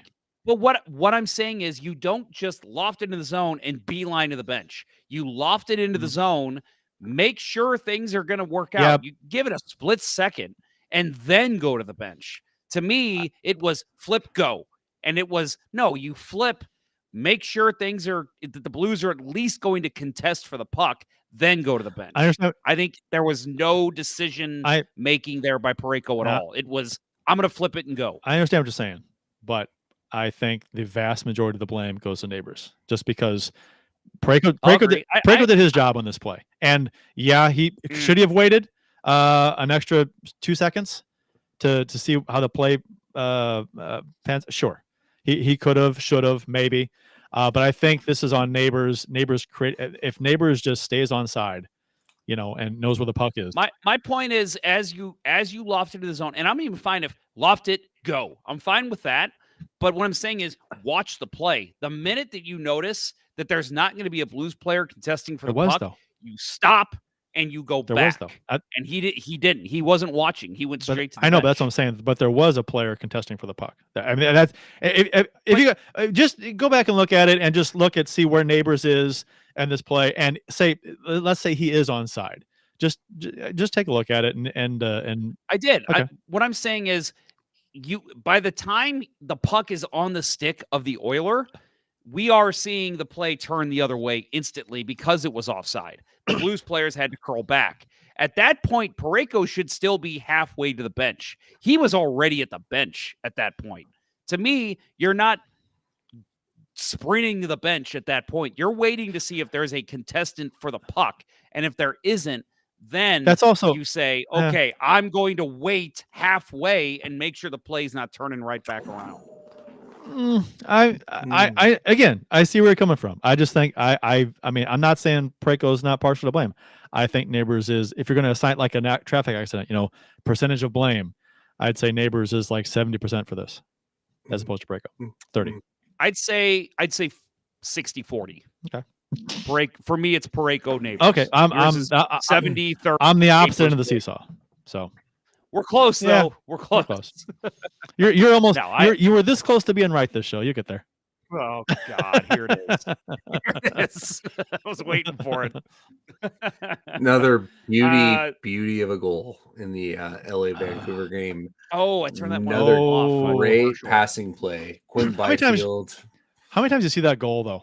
That pass that comes from the left, a righty receives it on the right side and cuts across to the left, and the goalie's like doesn't know where it's going to go. Backhand. Yeah, and the backhand just slides in. I feel so bad for goalies in those plays. Yeah, you're left to hang out and dry on that. You just have to hope the puck hits you. Yeah, you just sprawl out, right? Yeah. Oh, yep. Some amazing passing by. And he got a piece of it, right? It looked like he got a hit the skate blade. Got a piece of it for Demko. Yeah, I almost called him a Themko. Good old Datcher Themko. Justin Scott says Parayko had a few turnovers, but if you watch some of the plays on the boards, he didn't have any support from his forwards to help get the puck out. I guess from my perspective, during this discussion that Jeff and I had, support from the forward staying on side was my take on it. So yeah, that's true. And again, you're right on that. Is that Neighbors has to stay on side. Yeah, that's why the defenseman had time to corral without any pressure and then throw the puck back up the ice when the defense went for a change. So there was a comedy of errors there that allowed. For a minute there, I thought it sounded like you were getting ready to say piss bucket. Yeah, the little piss bucket play up the ice. Yeah, Operation Piss Bucket. I'm proud of you, Kurt. You said comedy of errors instead of monkeys fucking a football. Monkeys fucking a ball. Yeah, well, because I mean, I think monkeys fucking a football to me is like equal blame for everybody. I guess. Yeah, to me, it's true. it's one's more than the other. So good news from this game. Thomas has 16 points in his past 10 games. That includes that Detroit game when he got benched. So Thomas, 16 points, 3 goals, 13 assists in his past 10 games. That's, again, goes to show where this team would be without that top first line or that top line. specifically Thomas, slightly Buchnevich, slightly Kyrou, them being able to produce when they do, because they have been great when you need them. Yeah, I think Justin said in the chat earlier that Thomas and Parayko are getting overtaxed for being the only consistent guys for the most part of the season, and I can't agree more with that. I think we've seen more mistakes, more lackluster effort from Thomas than we have Parayko over the last few games, but hopefully this you get a nice 2-day break before the next game, and people can reset and recenter. But Thomas and Parayko have been, and Neighbors, I think, have been the leaders of this team for most of the season. Without them, we're totally screwed. Do you know what has been a little interesting to me to watch Thomas? I have not seen the eye-popping assists from him lately. It's mostly been, he makes nice plays. Don't get me wrong. Very nice plays. But man, it seemed like last season he would make the eye-popping pass, like through 4 people, through the slot, back door.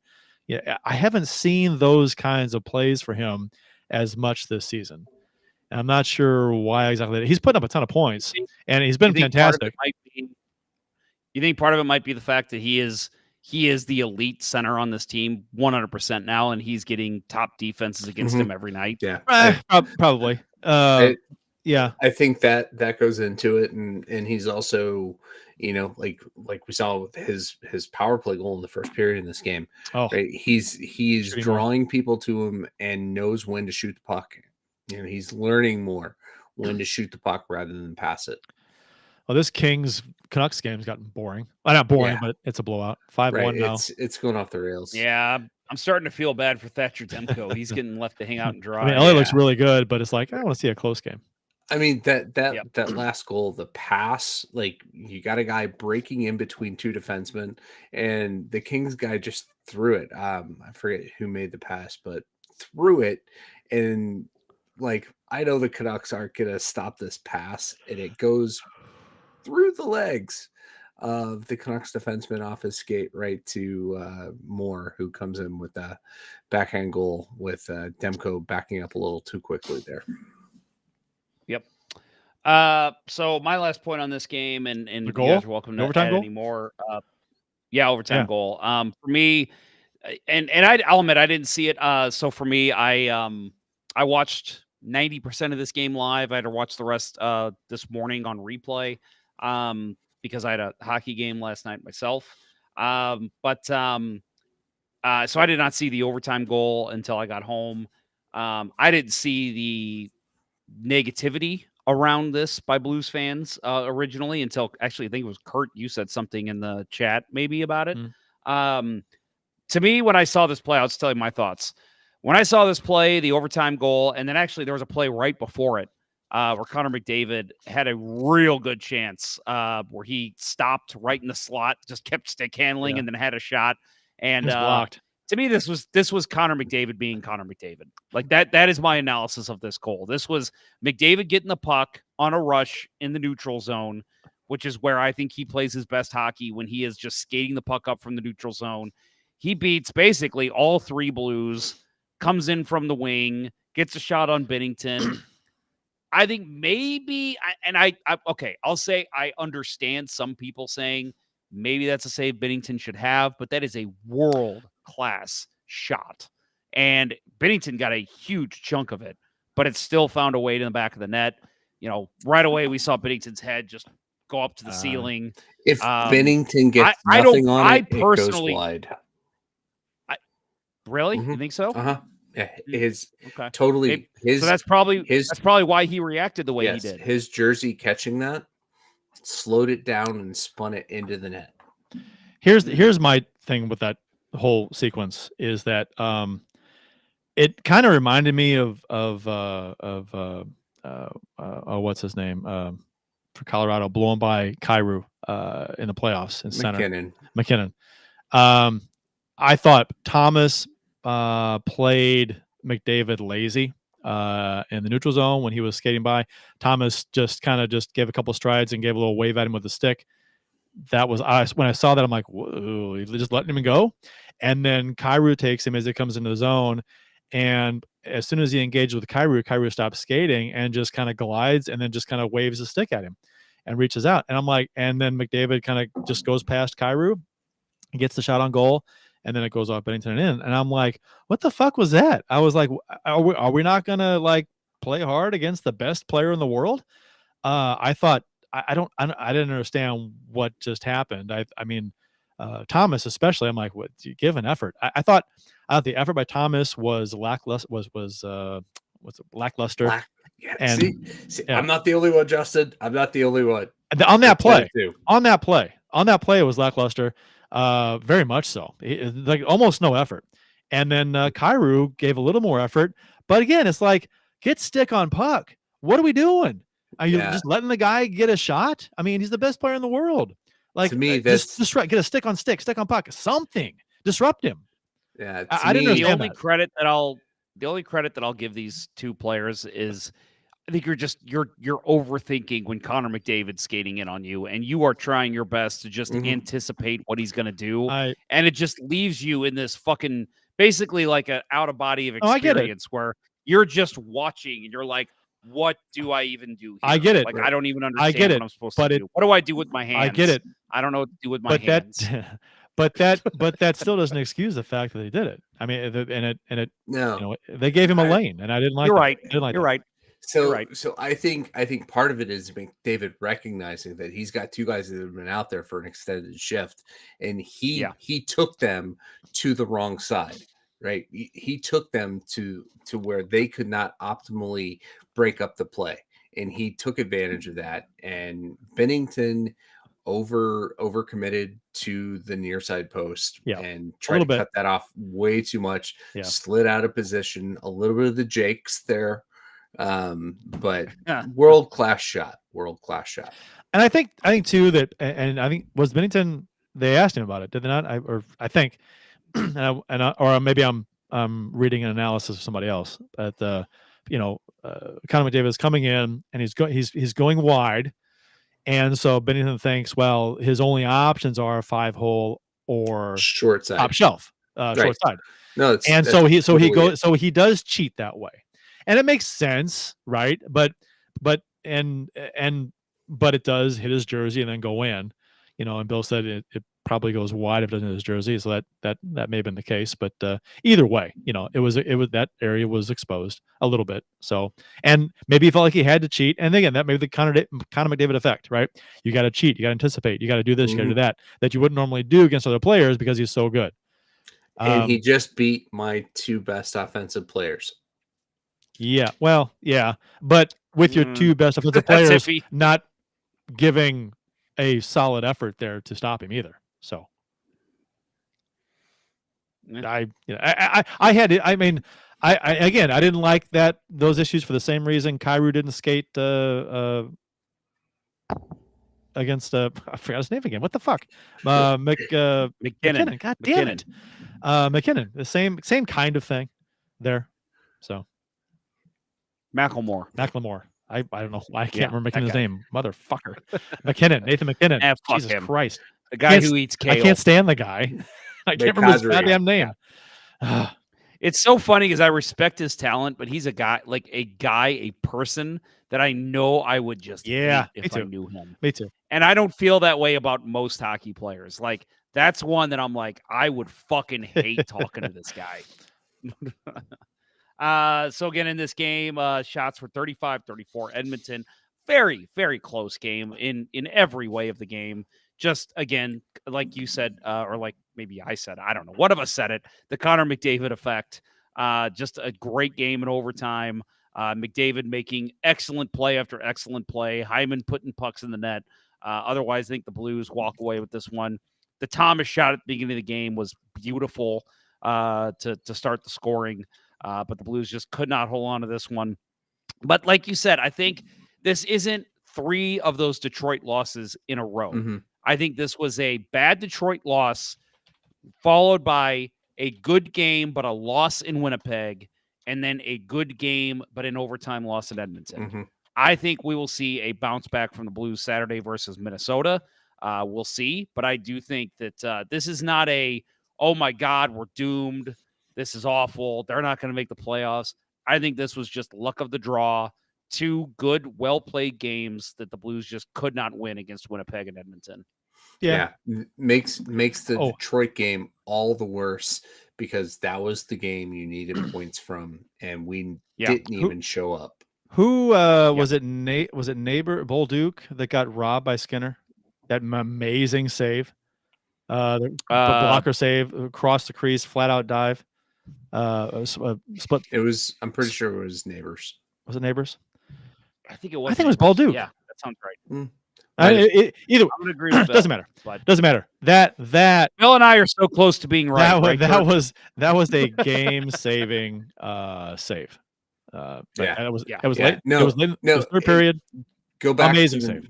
Right. Go back to the Nashville game, which I thought was a poor game for the Blues, but the goaltending on the other side has been better. Brossoit was better than Binnington. Brossoit was better than Hofer, and Skinner was marginally better than Binnington. Yeah, agree. I guess so. I mean, Skinner won. Had a great game. Binnington had some tougher saves to make. That third goal was tough. Yeah, for him to give up. The worst goal of those last 2 games was the Connor goal against Hofer. Yes. Yeah. Oh yeah. 100%. Not a question. 100%. That one cannot. I don't care who it is shooting that puck. That cannot go in. that can't go in on beer league. That's got to be stopped. No. So power plays in this Edmonton game. Blues 1 for 3. Edmonton 1 for 2. Go ahead, Bill. I was going to segment. You know what wasn't a bad goal was the save of the week. Yeah. Save of the week. Yep. And Bill, take her away, sir. All right, let me go. Let me maximize the screen, boys. Here we go. All right, For maximum content. Maximize maximum content. Look at that beauty of a bucket on Rick Wamsley. So the save of the week. Jesus, I'm taking myself off to a great start. Taking myself out of my own segment. Save of the week comes from the Winnipeg game. Second period, Winnipeg up 3-1, and the save is on Nino Niederreiter. Easy for me to say. One of the best names in hockey. Yes. I saw an analysis article on what the Jets need this week, and the conclusion was they need another Nino Niederreiter, but you already have him. Why do you need another? I don't know. Nikolai Ehlers, great seam pass over to Morrissey. Or no, that's not Morrissey. Who is that? That's Perfetti. Perfetti finds Niederreiter alone in front. This is a great dissection by the Jets, just picking the Blues defense apart. You know, Scandella and Faulk out there, and Ehlers finds the seam pass across to Perfetti, and Niederreiter pushes off Scandella, allowing himself to be open in front. What I want to focus on for Joel Hofer on the save is just the fluidity and the compact motion. Right, he doesn't overslide. He covers what he needs to cover. He anticipates the pass coming back across because he sees his defenseman committing, and he gets down, cuts off the lower side, makes an amazing save. It wasn't as highlight reel, I would say, as the glove save that he had later in this game. Hit play again there, Bill. You want me to go through it one more time? Well, I mean, you don't have to take the whole video time, but I think it would just be nice as you're talking to see what you're talking about. I had a question about this, Bill, and I've kind of wondered this too. Is like, is it a conscious thing for a goalie when they go from post to post? Like here, he slides to post and hits the post, like he stays inside the post, or if they're outside the post where they slide past it. Now, is it on purpose to go from post to post like that, or is it or what's preferable? For me, it was always wanting to stay within the post, right? Okay. Using that touch, knowing when your skate has contacted the post, right? That's where you want to stop your motion, because otherwise you're going to go Jake Allen and slide into the corner. I guess it depends where the puck you anticipate the puck being. If it's going to be up high, you might want to go past the post because you're going to right. If it's going to be low, you obviously want to stay inside the post. Right. And he's that's correct. He's reading this play the whole way. What I love about Hofer on this is he's got eyes on it the whole way. He knows what's happening. He knows, right, that Ehlers has found that cross corner pass, but Perfetti's not going to shoot. He knew that pass was coming across, and he got over and cut down where where he expected the shot was going to come, and he read it perfectly, and was compact, stayed within the goal frame, and cut off every possible spot. Unless Niederreiter's able to go roof right here, that's tough though. It's impossible. That's super tough. Right. It's a fairly routine save, but just perfection. Oh. Come on! What Jeff. is that about? This is not the Jeff Ponder show. It should be. But yeah, it just such great form, right? It just it was the right save for that play. Nothing too flashy, but read the play perfectly and executed. So what I loved about this play from Hofer's perspective, you mentioned that he knew that pass was coming from Perfetti, but he didn't cheat. Like you know the pass is coming, but you still can't cheat, because if you cheat, Perfetti's going to look up and be like, "Oh fuck, I got short side all over," and he's going to just take the shot. You know he's not thinking shot, but you still can't cheat because you don't want to give him that space. So he still is playing Perfetti like he's going to shoot, but he knows in his mind, I've got to get over in time to stop this play when he passes it. So just perfect timing, perfect read from Hofer for me on that. That cross-ice pass down low was fantastic. I mean, both passes. Well, both passes fantastic, but that first, the first one set it up to where the defenseman had to then try and defend the pass, and then the Winnipeg Jets player backs off, and then the great second pass. And it's like, man, that was a great play from Winnipeg, and then a great save. That was beautiful hockey. That was a great setup, great save. Right. Yeah. In the context of the larger game, right? This keeps the game at 3-1. Right after this, the Blues went down and had a great chance, and Laura Bourgeois made a beautiful save to keep it. But we cut it. We cut it to 3-2, and it was a very important save in the larger context of the game. We just couldn't get back to even. Oh, if that's a 4-1 game, he scores on that. It's a Blues don't have a chance at that point. Right. At that point in the game, it's over. Right. At that point, you might as well turn the TV off. It's done. And I'll say, man, I again as a skater, as a forward / defenseman when I play, I think Bill, you said dissected. That's a perfect word. Dissection of the Blues defense. I mean, they picked them apart on that play. And again, as a hockey fan, I see that and I'm like, that's fucking beautiful. That's what you want to see out of your team. So next up for the Blues, Saturday versus Minnesota. This is a evening game, I guess, 5:00. So we don't call it an afternoon game. It is an evening game, but it is at 5:00. So I love that, because we're going to have Blues at 5, and then at 7:30, you've got City, right? Yeah. So Blues at 5, then get your butt over to Sports and Social for the VIP party, right? And you can watch the City game there, I think. Or just get to Sports and Social early, hang out at the bar, watch the game, and then join the party when it starts at 8. Yep. Tell them you're with the Kurt Price VIP party and get your bracelet and get your discounts. Sports and Social, Ballpark Village. So Monday they play the Philadelphia Flyers and in Philadelphia at 6:00. Hopefully the lights will. Yeah, right. Yeah, did you see that, Kurt? No. They had a power outage there in Philadelphia. Did they tonight? Mhm. I didn't see that. It was last night. It was Last night. Yeah. They had a transformer burned down during the game. Did they continue the game or no? They did. They Okay. paused it. They continued it. But yeah, certain corporate sponsors probably gonna want to walk away from that building before too long. At least they didn't. If I had to guess. Yeah. Hmm. Yep. So Tuesday, again, back-to-back games there. So Monday they play in Philadelphia. Tuesday they are at the New York Islanders at 6:30. This is all part of the East Coast swing that they will be doing the one time this season. They'll also play after that because we'll probably have a show on Wednesday. So from Thursday to Monday, they will also play New Jersey, the New York Rangers, and the Boston Bruins.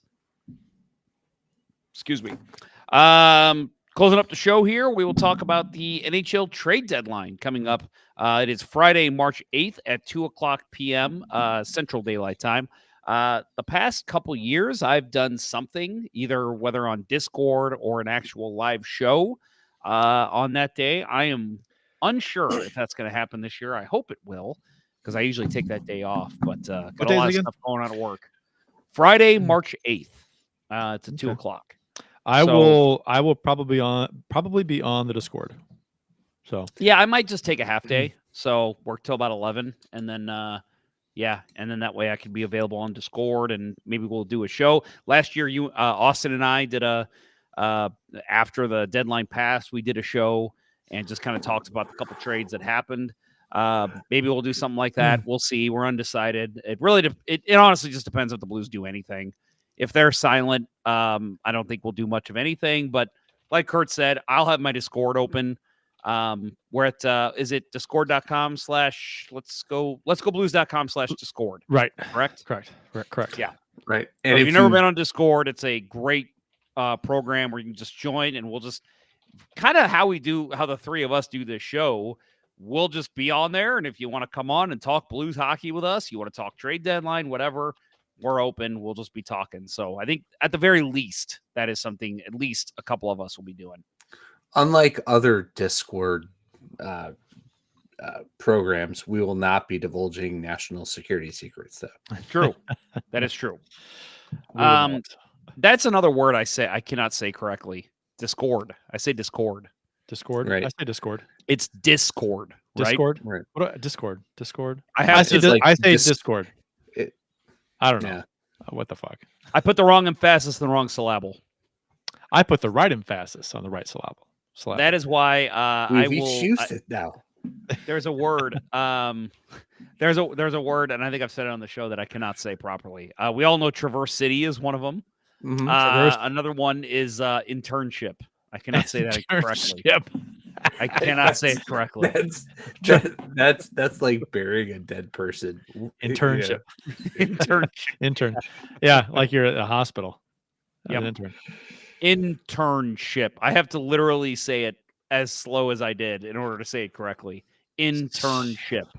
So do you guys are you guys on the trade Buchnevich vote? No. Me either.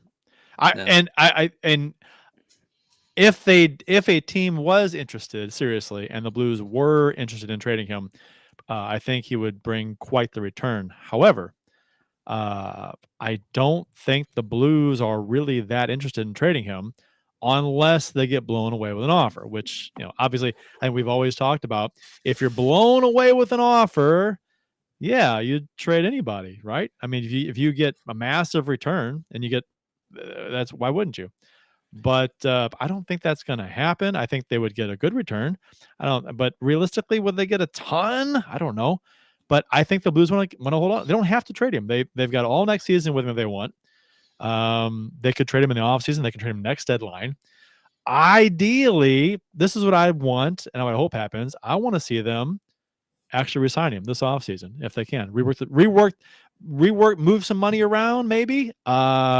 Maybe see if Krug wants to go to a contender at the trade deadline. If the Blues are out of it. If they're out of the playoffs come the trade deadline, which right now they're 5 points out with a game in hand on Nashville. So and Nashville rolls off 6 in a row.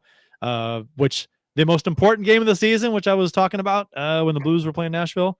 Yeah, fuck. Nashville has gone 6-0 since then, and then the Blues have only won once. So, yeah, and then flip-flop in the standings, basically. Right, but that hasn't cooled the talk of UC Saros being traded. I know, which is, and they're thinking long term, which the Blues should be too. So that's it. It's just different mindsets. The Blues traded Shattenkirk when they were like right on the bubble too. So, Yeah. or I'm sorry, Yeah. Stasny. So Yeah, kind of both. both. So, but anyway, I don't think they'll trade Bushnevich, especially if they're like right on the playoff bubble. They want to make the playoffs. Right. So. ESPN published the top 50 players on the trade, potential trade candidates, and Bushnevich, I think, was 3 or 4. Other Blues that made the list were Kasperi Kapanen and Kevin Hayes. I would love to see Hayes go. Yeah, I for would various say reasons. that if you get anything, like if you get a 5th round pick for Kapanen, do it. You've Anything for Kapanen. He was a stopgap measure. He's not going to be important to this team next year. You expect Jimmy Snuggerud to take that spot. Yeah. Get rid of him. I personally like, and just thinking of like what's plausible, not what what I would love is a lot different from what I think could and would be good for the Blues to happen. What I think I'm hoping for is a trade of Scandella. And again, not because he's been bad. I actually have no problem with Scandella. He's got value now. He'd be a good rental player for a team with depth defense. So I think if you can move Scandella, just get a draft pick or something out of it, even maybe a defensive prospect in some way. Because you're not going to resign him, I don't think, right? No, you're not. I wouldn't think so. They better not. Unless he comes back for cheap for 2 years, like and move him down to the third pairing, and that's what I'm saying. I don't want him back. Yeah, I would take him back, a 2-year deal for $2 million a year, and as long as you make other moves, so now he's a third pairing defenseman. That's where I'm at with that. I don't want him. He's already a third pairing defenseman. I don't want him. I don't think it's. I think you've got other. It depends. You need to start finding holes in this defense so you can start filling it with young talent. To me, I agree with you, but it depends on what else we have to use on defense. If we acquire somebody, or if we have other plans for whoever. If we don't do anything on defense, I think it would make sense to bring him back cheap. That's a last case. Resort for me. It would have to be league minimum contract. That is the only thing he wouldn't play for that. I don't think he probably. I know, and that's what I'm thinking $1.5 million. He makes. That's I said $1.5 million, $2 million.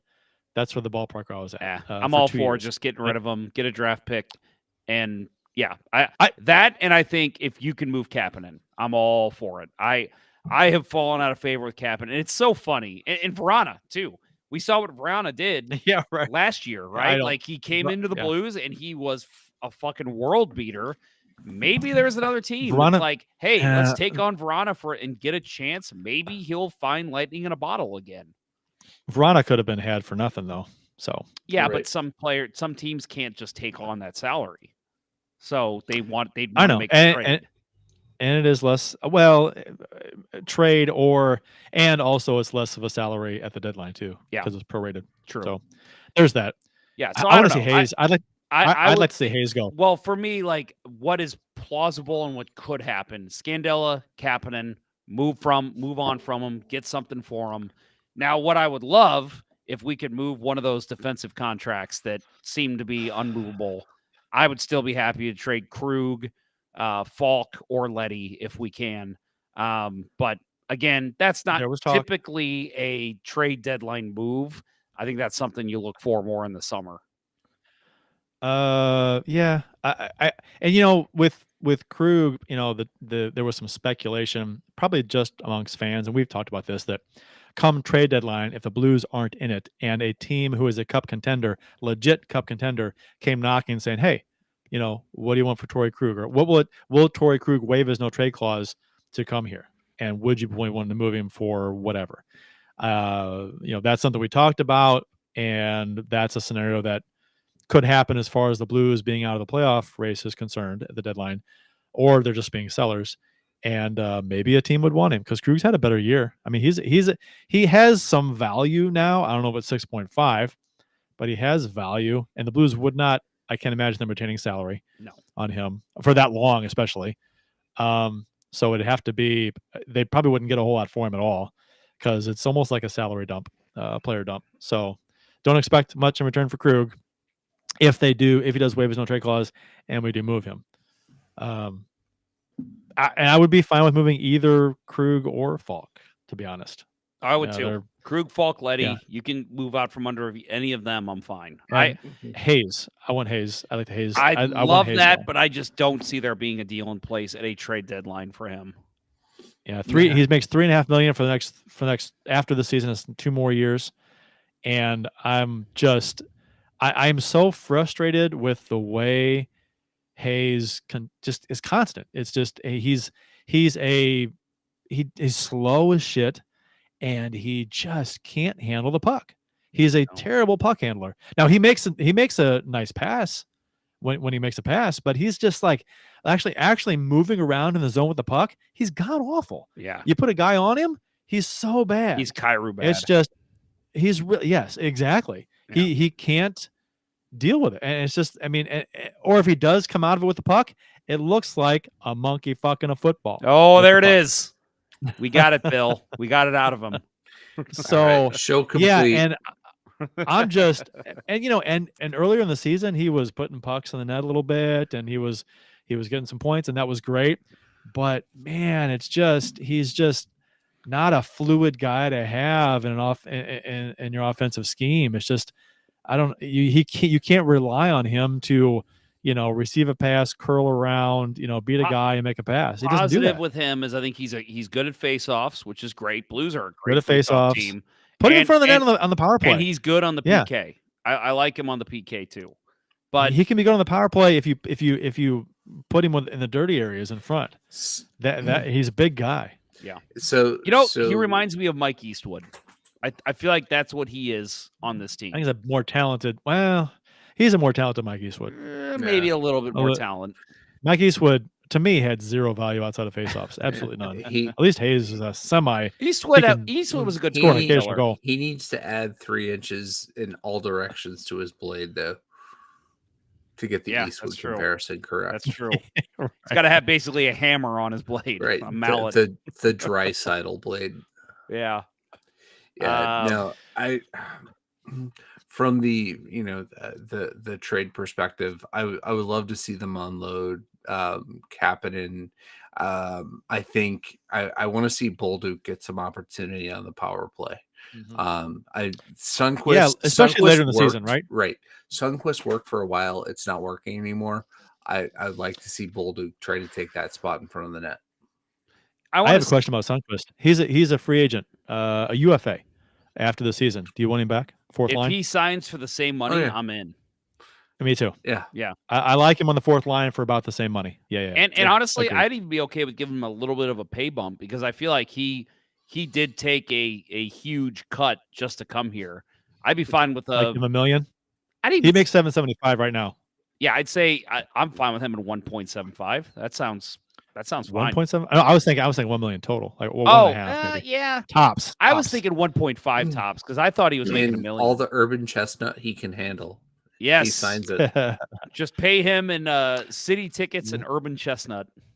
Now Blay makes $1 million. Do you want him back on the fourth line? He has. No. You know what? I bet you could sign Blay for the league minimum. You could on the fourth line. You could. As a fourth forward, as a fourth forward who would allow to be cool with possibly getting moved down to the AHL. Yeah, I'm fine with that too. But outside of that, don't sign him even for $1 million. That's I like Blay on the fourth line. You've got some roster spots that guys that could step up and take his role. Who on the fourth line? Who?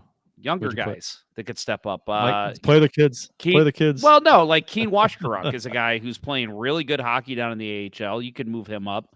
And then of course you got guys that and kind of my point with moving Kapanen, we mentioned Bolduc. He's already kind of seeing some time. Let's see Zachary Bolduc is Dean. Let's see Dean get some Mhm. time up here. Yep. See what he can do. Yeah, but he's And- not gonna. But not gonna play fourth line though. And if Minnesota gets bounced, Snuggerud. Yeah. True. Yeah. That's Again, that's no, the storyline I'm again, no. going to be most interested in. I think. Again, though, they're not going to be put on the fourth line, really. No. So I mean that I'm strictly coming from, if we were signing Blais, fourth line guy, Sundqvist, fourth line guy, Mhm. so Toropchenko, fourth line guy. I like that fourth line. Yeah, but would you rather have Walker or Blais as the fourth line guy? Oh, give me Walker. Interchangeable. I'd take Walker. I'd take to Walker. me- Depending on- To me, Blake. Blaze he's a bigger guy. underperforming. Hits offensively, yeah. No, I'm not I even think talking about he's a- offensively. I think He's a overall, bigger guy. He hits. he's not hitting as much. He as doesn't we've hit seen him in enough. the past. Yeah, thank me- you, let me Bill. look- 100%. Let me see. Let me pull up the things here. No, How we is don't he doing need in hits? stats. We know the eye test here. No, he leads Blaze- the team in hits. Yeah, but it's, 152 that's fine. But I'm saying I don't think in 44 games played. Oh my God, Kurt! He's missed games. What we're saying I'm just is saying. I'm just there's saying. still times where it's like he could be going in with a monster hit and starting the forecheck, and he doesn't do it. Just saying. I don't As care a what the fourth line numbers say. guy. No, I'm just Yeah. saying as a fourth line guy, I would like him. I think he's a good option on the fourth line. Obviously, I'm up for improvements in the offseason. That's absolutely. Yeah. But if something else, okay, well, let's go after this guy or that guy, or maybe we'll bring this guy. If Blais seems like a return for like the league minimum, I'd absolutely do that. Yeah.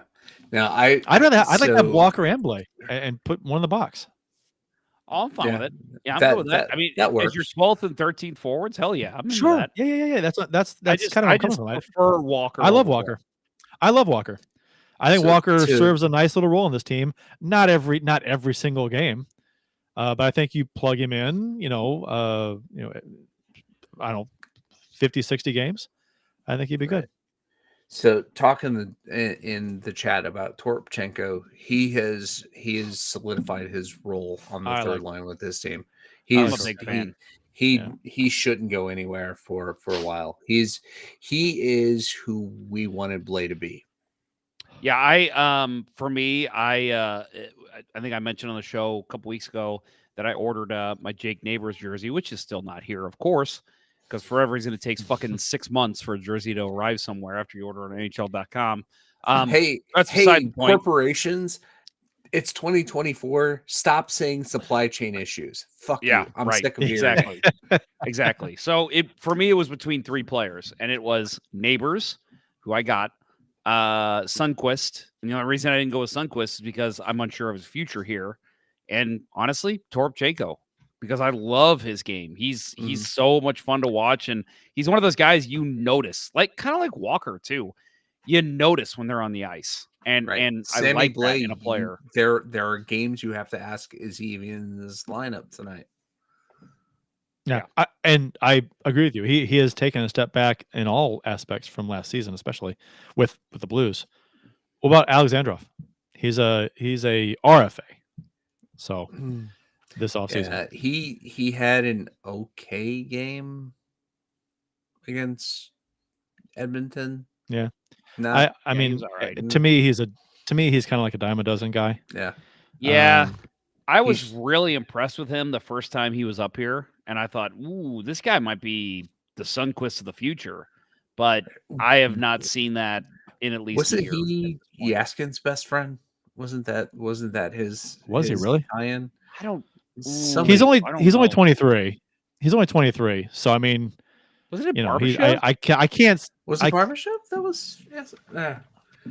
I can't see Alex. He's 23 years old. I can totally see the Blues. They're gonna qualify him, right? So and at least he'll be playing in Springfield. Dmitry Eskin So and Ivan it- Barbashev formed a close bond during their season Okay. of junior hockey in Moncton. So yeah, that's who it was. There Okay. it was. Okay. Yeah, because he was there when Barbashev got drafted, I believe. I was at that draft. I don't remember. I drink a lot. Anyway. All right. Well, again, so Friday, March 8th is the trade deadline. So a week from tomorrow, if you're listening to this right now. Otherwise, There has been, real quick, Friday. there has been Binnington. You've seen people wanting to trade Binnington? Mm-hmm. And people are idiots.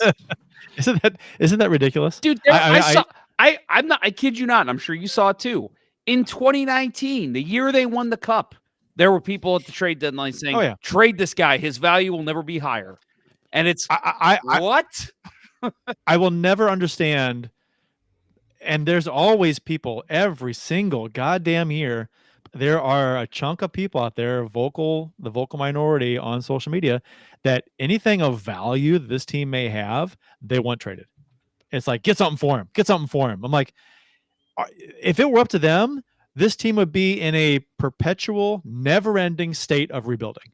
Yep. They would just trade all the guys that have a lot of value for picks and prospects every time. And then you get a guy who comes up, he's worth a lot. Oh, we can't sign him in 2 years. Get rid of him. I'm like, do you ever want to have good players here for the long term? I mean, come on. And that's why I've seen people say this about Buchnevich, is because it's like, well, you're not going to sign him in 2 years.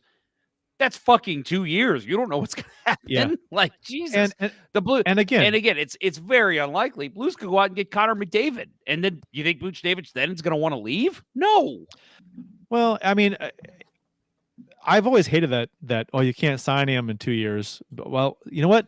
You could have all kinds of things happen in 2 years. You could have a guy demand a trade who's a high value guy and he leaves. Then you can afford him. You can have other trades. You can have a guy get hurt. You can have LTIR stuff. You could have, or the guy could fizzle, have a bad year. You could resign him for less. There's all kinds of stuff that could happen. And it drives me bananas when people want high value guys off the roster just because they can't sign him in 2 years, or just because we can get stuff for him. I'm like, yeah, you can get stuff for a lot of people. Doesn't mean you should always trade them. And I understand that some people don't think because we're going to be competitive for the cup for a few years. And there's that's a legit thing to talk about. But yeah, with goaltending, especially, you get good goaltending, you don't just ditch it. It's hard to get. Yeah.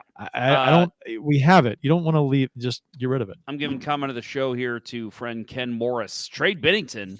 No goddamn way. Too bad we couldn't trade away fans. Yeah. I'm with you, buddy. Amen. It's Ken. just, and he's having it makes you want to pull your, you want to make, yes. You want to make comments about, us saying in the past that Binnington's had good seasons, and the stats say, the stats. Fuck the stats. Guess what? His stats this year are pretty goddamn good. So it's not just for where this team is, for him to have the stats he has, right on par, very good. And so for people, they're throwing out the stats argument. How little have you seen that this year? Because he's actually we're getting stats because the defense is better. So for me, it's like Binnington is a big part of this team. You don't move him. Hofer's not ready for the number one spot. And if this team really does want to compete in 2 to 3 years, you don't just trade your starting goaltender. Yeah, exactly. So let's say this team, okay, we kind of retool a bit, we make some adjustments, and in 2 or 3 years, hey, some people are picking us as a legit cup contender, great. But then we trade away Binnington, and we're relying on, is it Hofer or who is it? It's just like, I mean, it's maybe in 3 years it's Hofer anyway.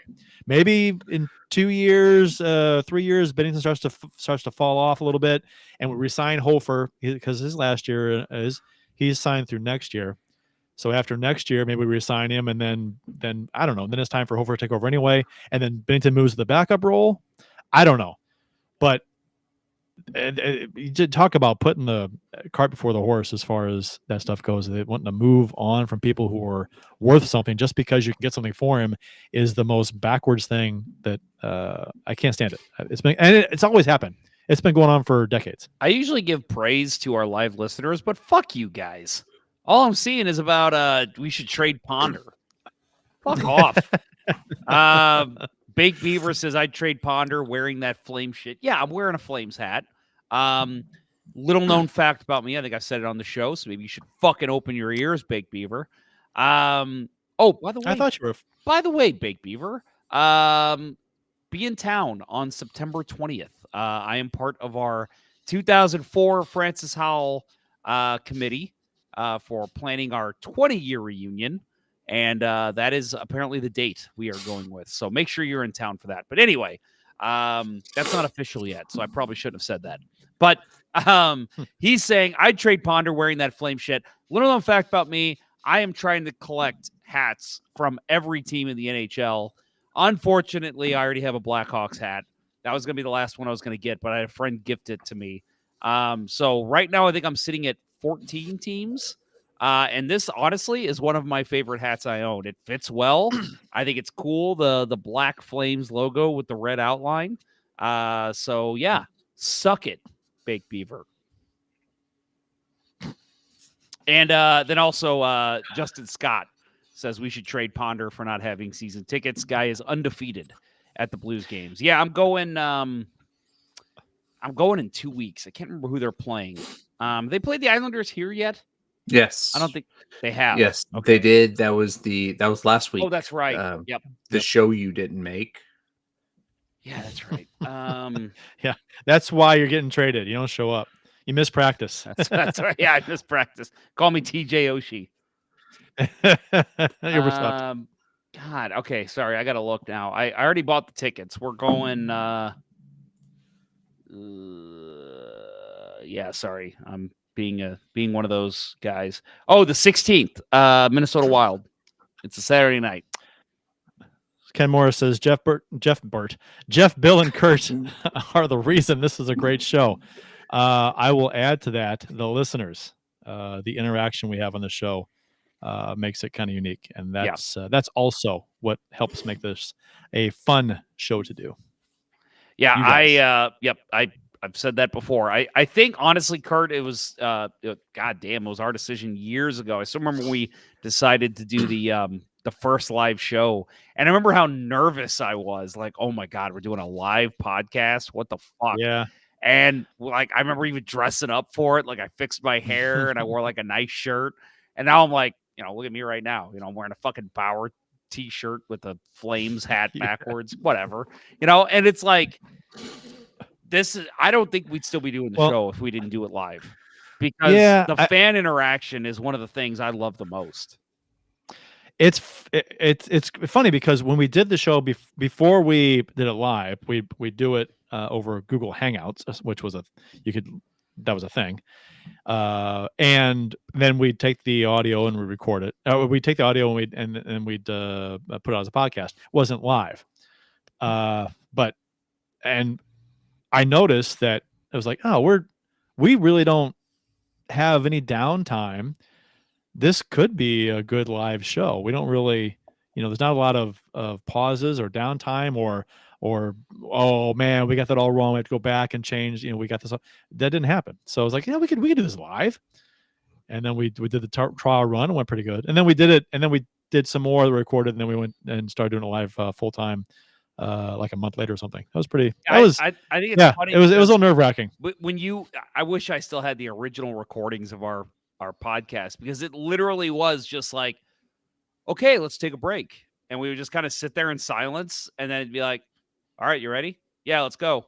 And it's like, why did we do that? We didn't need that. We could have just kept going. Yeah, I guess it was just like a mental reset kind of a thing. Right. I don't know. But we never really, I mean, I don't know how other podcasts do it, but we don't really have the like, okay, let's take a 10-minute break. Yeah, I mean, I've guest hosted, Puck Podcasts. A lot of times they have periods. They have their show purposely cut up. And the reason is because their second period is usually some kind of interview or some kind of special thing they'll do. So first period, it's all the hockey talk. Second period's interview. Third period, they do listener emails. So I get why they cut it in the middle, because it's like, it's long. It's a 3-hour show. We're sitting here at 2.5 hours and we've gone live the whole time. But and then I've done Blues Hockey Podcast, and they do like a lot of talk, and then they're like, okay, now we're going to shift to this. And I don't know, but for me, it's like, let's go have lunch. Yeah. It's like, for me, I just enjoy just sitting here doing it all at once. And it makes, Kurt, it makes editing so much fucking easier. Oh, I mean, yeah, when you can riff and play off of each other and just it's constantly going. There's no downtime or major fuck ups or anything. It's just like it's just so much. And then having it live where people can actually, comment along with the show and interact and stuff, and that's just a cool dynamic. I like it. And I don't think I would do a podcast, a regular podcast where it wasn't live. Doesn't seem as fun. Yeah, I mean, I've toyed with the idea of doing like a monthly podcast, just like an interview or something, and just kind of putting it out there. But like, that's just more for, shits and giggles. That's a little different. This show, like, I can't imagine doing a blues podcast not live at this point. Mm-hmm. It's just way more fun. Well, I mean, especially with sports talk, you have so many. It's like Sports Open Line, the call-in radio shows. It's like you got people who listen. They have opinions too, so they want to just kind of give their 2 cents, and it's great to have that interaction. Yep. Boys, I think that'll do it. Let's wrap it up. This is the episode. Yeah, we're going long here. Hard up against the end here. Bill, you've been quiet for a while. Hope you enjoyed the show. It's been a great show. I don't evangelize much, but I will agree with you fellas about doing this live keeps it interesting. There's no other way to do it. Yeah. If we were trying to can some shit, it wouldn't come off well. Yeah. No. Well, and you remember, Kurt, when we first started, it was like there was times where you, me, or Jeff would say, let me say that again, just a second.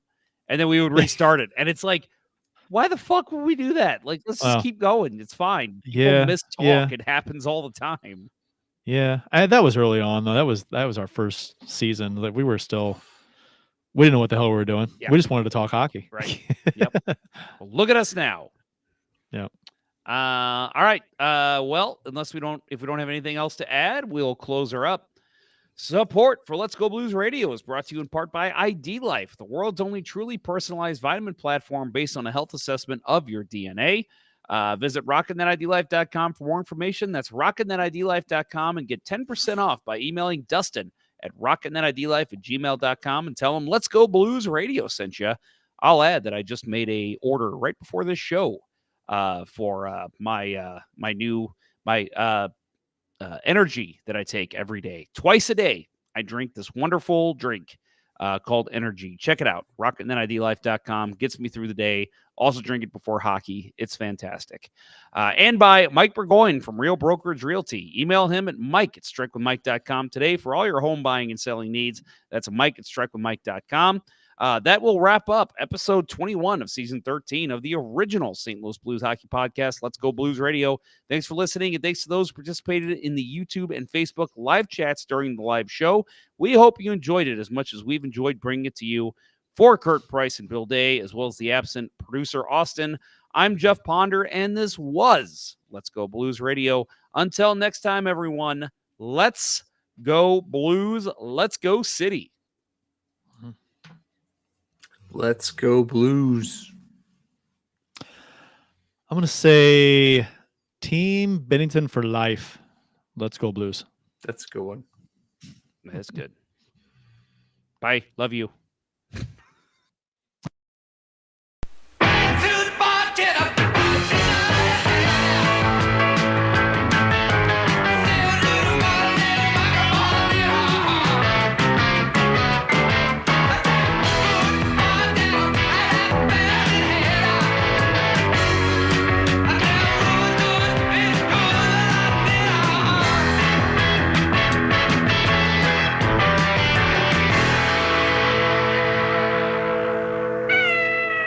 Sit, Ubu, sit. Good dog.